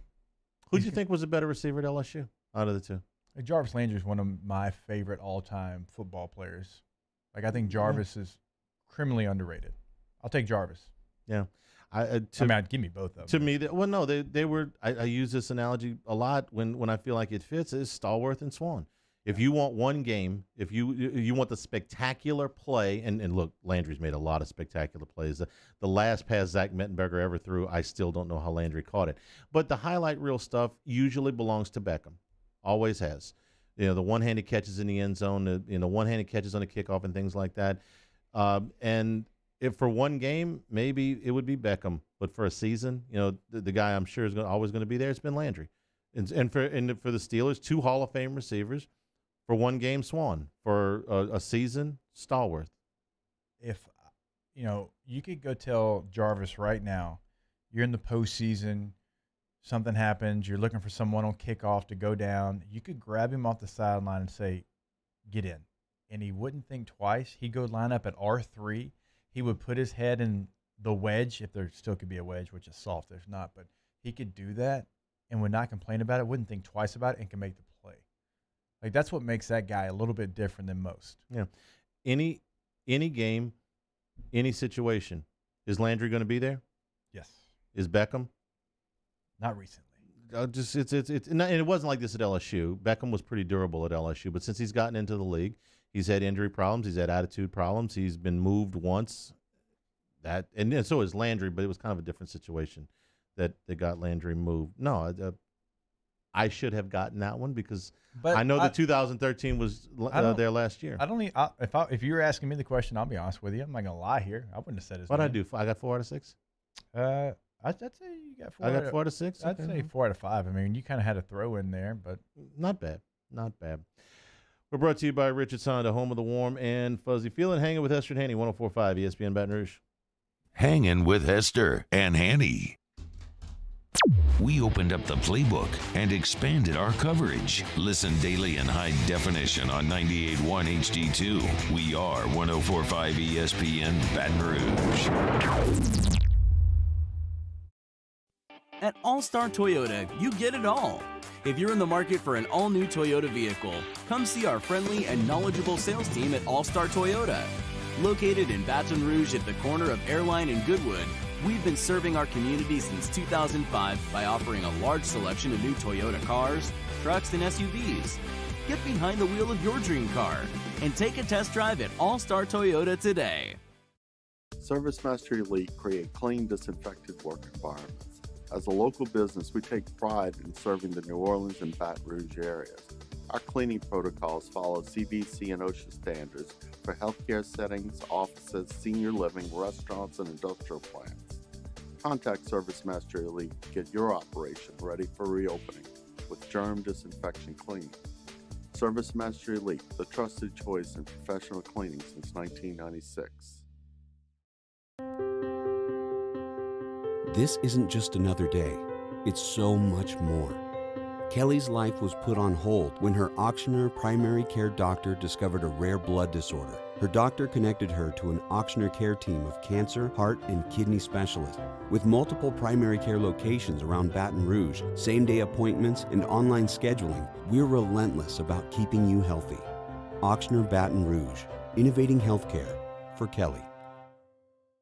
50 years ago on Easter Sunday, Breck's Baton Rouge Zoo proudly opened our doors, and we've been hopping ever since. 5 decades of connecting people with animals, teaching our community about the problems facing wildlife and how we can help, and working with zoos across the world to protect endangered species. Today, our future is taking flight by stretching the possibilities of what your zoo can become, while we keep it fun and affordable for everyone.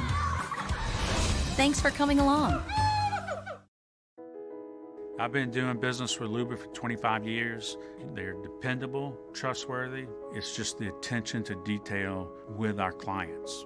Our folks have years and years of experience. They're highly trained professionals. But many companies have that asset. What I'd like to think makes Luba a bit different is that we use those talents in a way that truly is dedicated to serving the needs of the folks who depend on us.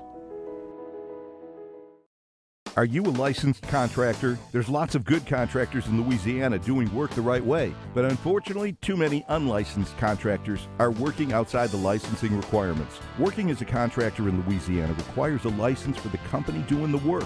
The Louisiana State Licensing Board for Contractors wants to help you get licensed to allow you to conduct work legally. It's not difficult to get the license. We can help you. Go to lacontractor.org for more information.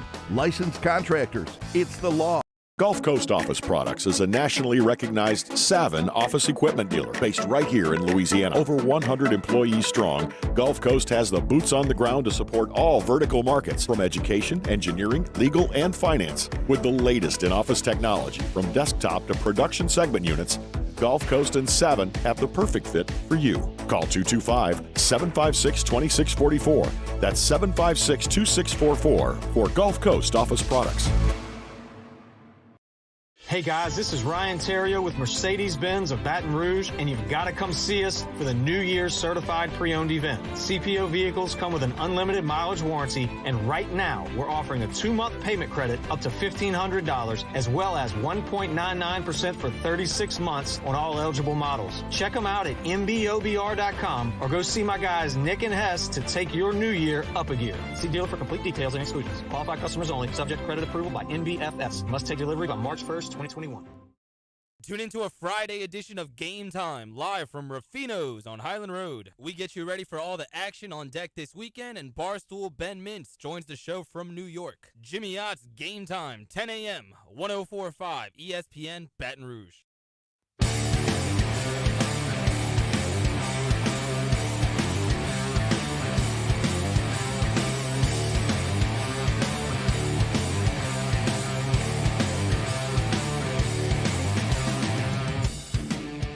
Hangin with Hester and Hanny on 104.5 ESPN Baton Rouge and 1130 The Tiger.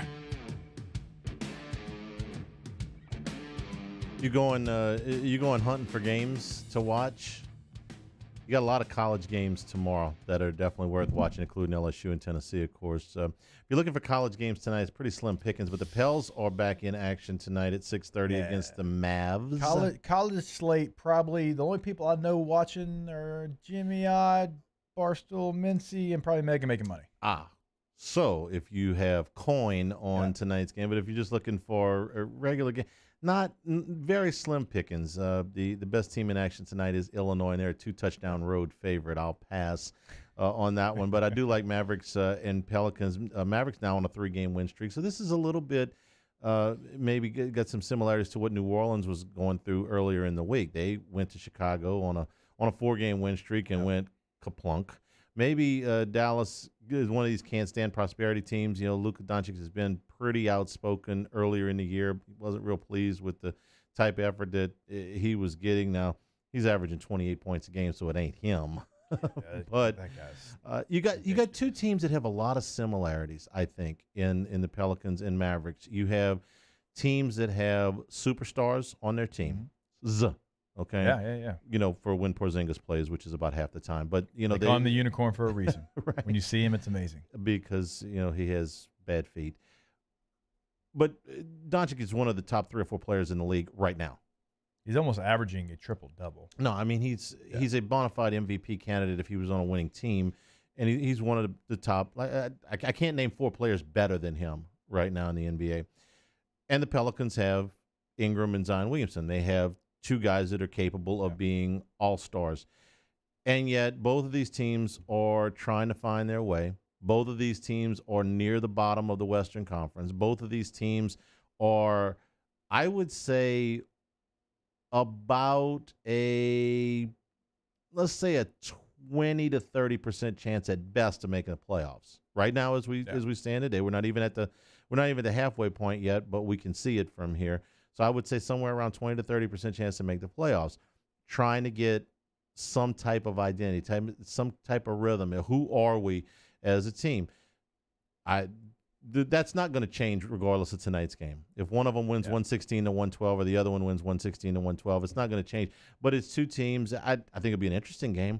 And I do enjoy watching Doncic play because he's got a unique game. It's not easily duplicated what he has done in the very early part of his career. So be watching that tonight instead of Illinois and Nebraska, I think. It's look, the total set at 232.5. I mean, 116, 112 is about what I'm expecting. I'm expecting 122, 118, high scoring, just like you said there, because both of these teams can absolutely get after it on the offensive end, and so I'm looking forward to that matchup. I think the Mavericks, like you said, are kind of in that Pelicans territory. They found some success. Can they keep doing that? Because the Mavericks had real expectations coming into this year. Remember in the postseason, I mean, they fought a good fight, and Luka was almost superhuman in what he was doing, but still, they didn't go out quietly. And so this is a team that has a lot of depth on it. It's got some stars, and like you said, a little inconsistent as far as how much Porzingis actually plays, but these rosters don't look too far from each other as far as what they can offer you. The college game, you got a lot more choices tomorrow. West Virginia and Oklahoma is one of, besides Tennessee and LSU, one of the ones that's got my attention. This is at Morgantown, and there's been some great basketball games up in Morgantown this year.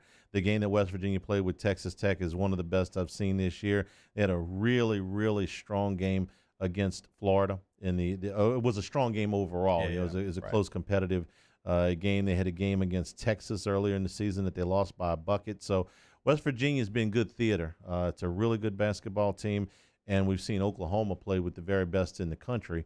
The last time these two teams met, it was a 2-point game. So that to me is the best. The best on the card tomorrow, though. Creighton and Villanova is awfully good too. One that I'm intrigued by, and it's not a matchup between ranked opponents, but Arkansas at Missouri. Because Missouri is so high up in the power ranking, the NET, and so entrenched into a protected seed, yet you look at where they are in the SEC and you're like, eh. And you still got that Ole Miss game in your head, right? From earlier in the week when they got completely dusted. Doors blown off of them. And again, like, you have Arkansas left on the schedule. You've beaten Arkansas if you're LSU. So if they go to Como and get a victory there, that helps them, which helps you. That's kind of where I'm at right now. I'm watching the teams that are going to help LSU outside of what LSU can do for themselves, and Arkansas going to Como has that opportunity. So I think it's going to be a good basketball game in the conference, and looking forward to that matchup. One of the I mentioned Villanova and Creighton, and we've gotten to know the people in Omaha, obviously, And we have some very dear friends up there who are just absolutely diehard Creighton basketball fans. Baseball too, but the basketball team that just they live and die with. I'm here to tell you that if that was not a attendance restricted game, it would be as good of an atmosphere. Man, they come out for the Jays up there. You get a team like Villanova, a top 5 team, man, that place would be so hopping tomorrow.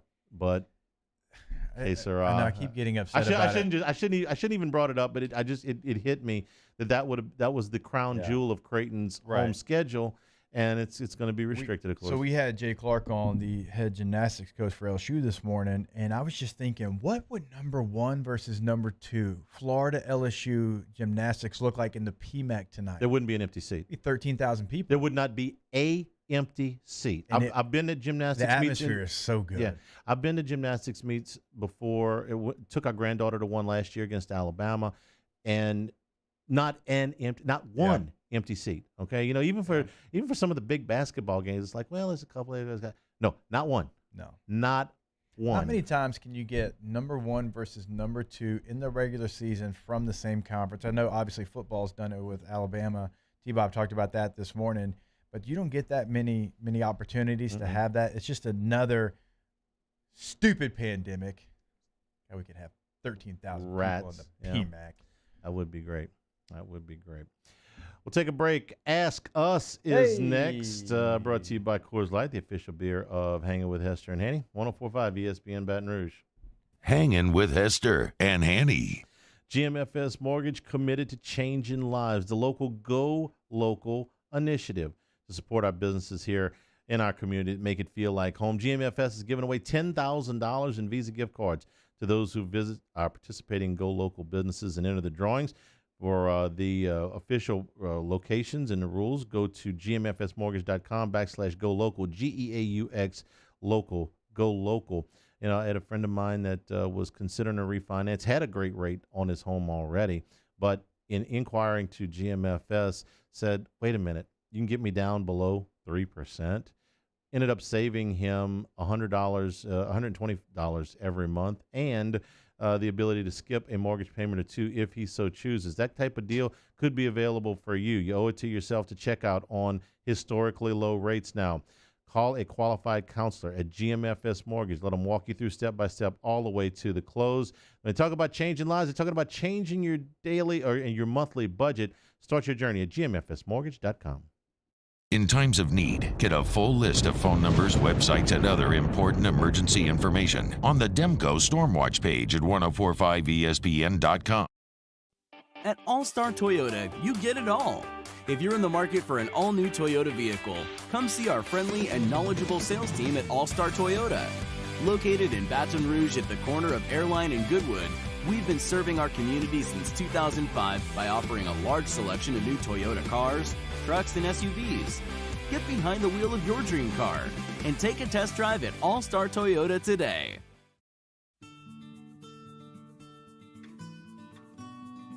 This is a house call. This is a follow-up appointment.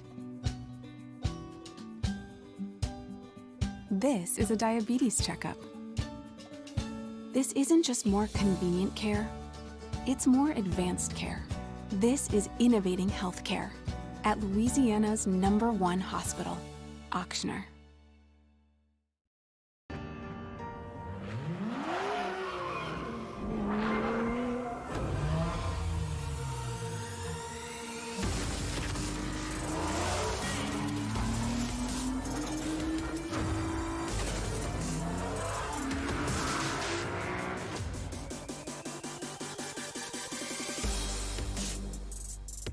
Acura of Baton Rouge for attractive offers on the MDX.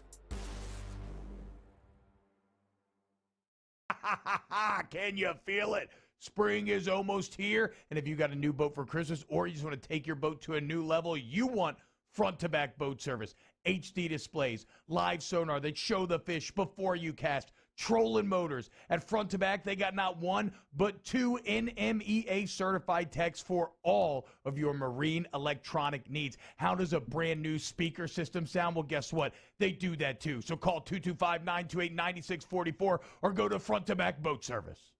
50 years ago on Easter Sunday, Breck's Baton Rouge Zoo proudly opened our doors, and we've been hopping ever since. 5 decades of connecting people with animals, teaching our community about the problems facing wildlife and how we can help, and working with zoos across the world to protect endangered species. Today, our future is taking flight by stretching the possibilities of what your zoo can become, while we keep it fun and affordable for everyone. Thanks for coming along. Hey guys, this is Ryan Terrio with Mercedes-Benz of Baton Rouge, and you've got to come see us for the New Year's Certified Pre-Owned event. CPO vehicles come with an unlimited mileage warranty, and right now we're offering a 2-month payment credit up to $1,500, as well as 1.99% for 36 months on all eligible models. Check them out at mbobr.com or go see my guys Nick and Hess to take your new year up a gear. See dealer for complete details and exclusions. Qualified customers only. Subject to credit approval by NBFS. Must take delivery by March 1st, 2020. This is Dan Canterbury. Join myself and Skip Burtman this Sunday night from 7 to 8 p.m. at Sammy's on Highland for Hold the Rope with Skip and Cano. Our guest this week, Antoine Duplantis on 104.5 ESPN Baton Rouge.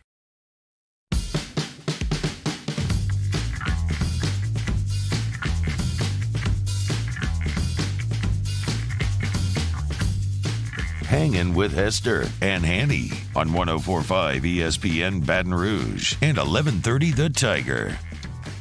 Ask Us is brought to you by Coors Light. Coors Light. Cold, crisp, refreshing Coors Light. The official beer of Hangin' with Hester and Hanny. And if you are drinking along in the slim cans, you can get more in the cooler. That's what Hester will tell you. If you're watching any of those games we talked about in the previous segment this weekend, or you just want to ease back and have a cold one, even though it's cold outside. You can actually probably just go set it outside for about 5 minutes, and the Rockies will be blue. Is that fair? Silver bullets will be ready to go? Absolutely. And, I wanted to point this out. If, maybe you don't want a cold beer on a cold day, the Vizzy Hard Seltzer that we've had here as a part of Hanging with Hester and Hanny, you can make a variety of really specialty cocktails, all kind of different things you can do. This is the black cherry lime flavor, but there's all kinds of different flavors, and you can get a little bit creative here. You got to be we're showing the pineapple mango up there. Those different things that you can do with it, experiment, have a little fun with it over the weekend. And of course, Blue Moonlight Sky, citrus sweet with the tangerine tangerine aroma to it and taste to it. Part of our family of beers here on Hanging with Hester and Hanny. All right, ask us, how do you think LSU's gymnastics team will do against number 1 Florida tonight? They're going to win because that's what the Tigers do. They take down the Gators. Doesn't matter what the Gators are doing. It matters what the Tigers are doing. That's why we've beaten them in football 8 out of the last 11. Doring, I hope you hear that, pal. We don't care that you're number 1. You're coming into our house, the PMAC. And there you have it. Yeah. And like a roof for the Gators? Get out of here. Ask us, best cold weather food. Gumbo, but chili's in the conversation. Oh, chili's strong. Chili's in the conversation. Do not get me wrong. I will eat chili by itself. I'll eat a Frito pie in a hot second. Ask us, is this the last Hester and Hanny show ever? No, we will be back for part of next week. Ask Hanny, any change to how your new hips feel with the weather getting colder? The weather change has not affected me at all. The rehab is still going pretty well. Let's hope that's a good question. Continues. Yeah. Well, when it gets cold, typically you'll have some. I'm saying that today. If it gets down to freezing on Tuesday, which it's supposed to, below freezing, and I feel differently, you'll be the first one to know. Ask us, when eating ball crawfish, dip or no dip? If crawfish are seasoned properly and cooked by somebody who knows what they're doing, you don't need anything. I've eaten them with dip before when it's been offered to me, and it's not bad. But if they are seasoned properly and cooked properly, I don't think you need anything. That's just me. And now corn and potato sounds really good. I'm hungry. Yeah. I've been here all day. I'm hungry. Ask us, who wins this weekend, men's basketball or gymnastics, or both? Both. Both have a great opportunity. This Tennessee matchup, if you ever wanted a signature win, okay, you just played what I think is your most complete basketball game of the year. Tennessee doesn't really know who they are. They've been up and down. They've had some bad losses and some okay wins. It's at your place. You know what you have to do, and you need one of these. So, yeah, go get it. You got Darius Days back now. Go get this victory. Ask us, why can't Hanny keep a co-host? Is he really that difficult? Yes, absolutely. Hanny, I mean, he's so demanding. In 30 years in the business, I'm known as a real SOB to work with. He comes in here, all his demands. Real prima donna. No, look, real talk. This is from the bottom of my heart. Hanny has been incredible to work with, and it's been a pleasure. And look, I hope we do some small things in the future because it's been easy. And in radio, when you show up and something's easy, it comes natural. That's the best thing you can say. I've enjoyed it, and it's not over yet. Ask us what's going to be Hanny's new show name. So this was in hopes of helping Paul O'Neill, who's our video producer. We wanted to make this as easy as possible. So you see the logo, it says Hangin with Hester and Hanny. We're just going to take out the Hester and. Get that Hester guy out of here. It just doesn't. That blockhead out of here. Trying to keep Paul's workload manageable around here. Hanging with Hanny, like it flows. Favorite Hangin with Hester and Hanny moment. I'll be honest with you. My favorite show that we did was the COVID-free Friday when we had. That was hard to do then. Yeah, it was. This was smack dab in the middle of August, I believe, and maybe right around the time that Big Ten and all that were canceling stuff. Yeah, late July, early August. It was not the happiest time. We did a COVID-free Friday show. We said, unless something breaks, we're not talking about it today. And we had Phillip Rivers on, and you tracked down Tyrann Mathieu, and that was a fun show. We dressed in Hawaiian. That was a fun show. That was my favorite one. Let's see. Ask us. All right, so there's a lot of questions about the lineup. Let me just kind of summarize it if you missed it at the top. This morning we announced that Jacob will be leaving this show and going to Off the Bench with T-Bob starting next Friday, and that'll be from 7 to 10 like it is. This show, which will be Hanging with Hanny, will continue our search for someone to add to our team. We've been looking for a while, and we will continue to do that vetting process and look for somebody to add to our team. That won't be next Friday. Next Friday, we'll start this show, which will be with a variety of guest hosts that'll be sitting in with me. It'll be a lot of names that you recognize, and we will do that until we're able to add permanently to our team. So stay patient with us. I know there's a transition period, but that is what we're going to do. So it'll be Hanging with Hanny until we name a permanent co-host for the midday show. Where do I send my resume? I do believe that is care of Chris Elliott here at Guarantee Media. Although you could send it to me, I could forward it. You could send it to Cade. You could send it to Gordy. You could send it. That's pretty much everybody. All right, spin the wheel. All right, when's the last time that you've seen a movie that brought you to tears? It's only happened to me. I think twice in a movie. I'm gonna be a wimp because it's not actually tears, but I get choked up at the end of Miracle every time I see it. It never gets old for me. Okay, I still think one of the most consequential sporting events that has taken place in my lifetime. It was for the U.S. to beat the Russians. And if you're a younger person that wasn't alive at that time, it's very hard. I was a young person at the time and didn't understand completely what it meant. I got to know more of the story as I got older, but it was an unbelievable event. And I'm sorry, it evokes a lot of emotion in me to see the end of that movie, and it always has. So if the doggone thing ends up on TNT or whatever, and I will stop and watch, and I'm not going to be bawling or anything because I know how it ends, but I do get choked up every time I see the end of that movie. Once for me, Act of Valor came out in 2012. It's a military movie about Navy SEALs, and I went and saw it by myself, and just what families of servicemen and women and them themselves have to go through on a daily basis, and just not knowing. Man, it got me, and it's really one of the few times I remember being very emotional in a movie theater. Like I said, I went and saw it by myself. I was on the road. I think I was on the road. I don't know, maybe playing with the Broncos or Chargers. I don't remember, but very emotional then. And then Cinderella Man. So Cinderella Man, yeah. I know the story going in. It doesn't matter what he went through just to try to provide for his family, and his family having to like share a loaf of bread because he had been this star, and the Great Depression just knocks him down all the way to the mat. But he doesn't blame anyone else. You know, he just does what he has to do to provide for his family. He doesn't try to put on a show. It's like, no, man, I'm going to go out there and I'm going to continue to fight. And, you know, what it took for him to get back to that point and just the family struggles that he had, but he never stopped being a dad. That one hit close to home for me. Got me, and it gets me almost every time. We got any answers over there?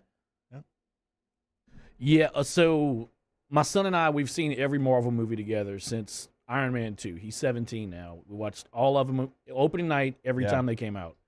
Avengers Endgame. Yeah. The end of that movie brings me to tears every time because not only is it an emotional ending for that whole series of movies, but when we were in the theater watching it, my son was crying watching the end of it. And you knew that was the last one you guys were going to go in that. That Yeah, was a family thing. Yeah, so it's a very emotional thing for me. When we watch it together, even like we've seen it 100 times since, we both get choked up at the end of it. So it's a special moment for me as a father. Yeah, I get that. My son was very emotional too. My 11-year-old son went. I don't want to give anything away if you haven't seen it, but there was a scene and he didn't like it. And yeah, I get that one. Paul, I don't cry. I don't know, crier.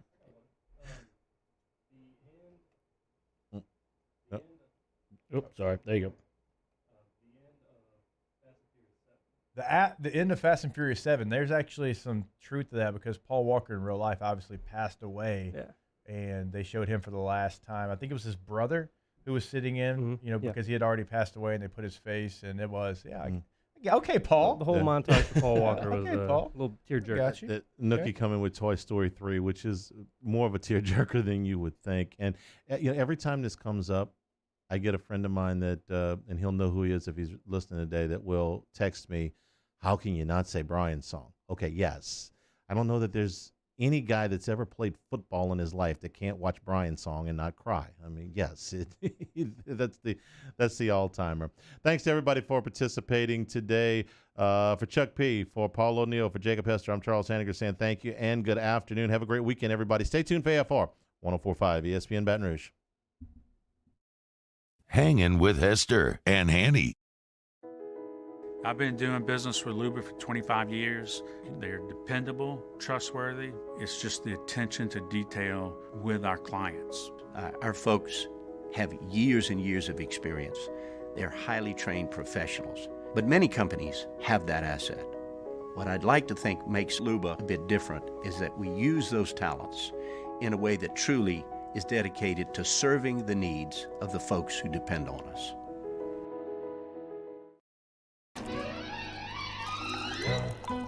Le posso offrire un caffè? Le posso offrire un caffè? Andiamo insieme da me, non c'è. Call Mr. Electric today for electrical repairs, upgrades, and installations. $14,000 off MSRP on a new 2020 Ford Expedition XLT. All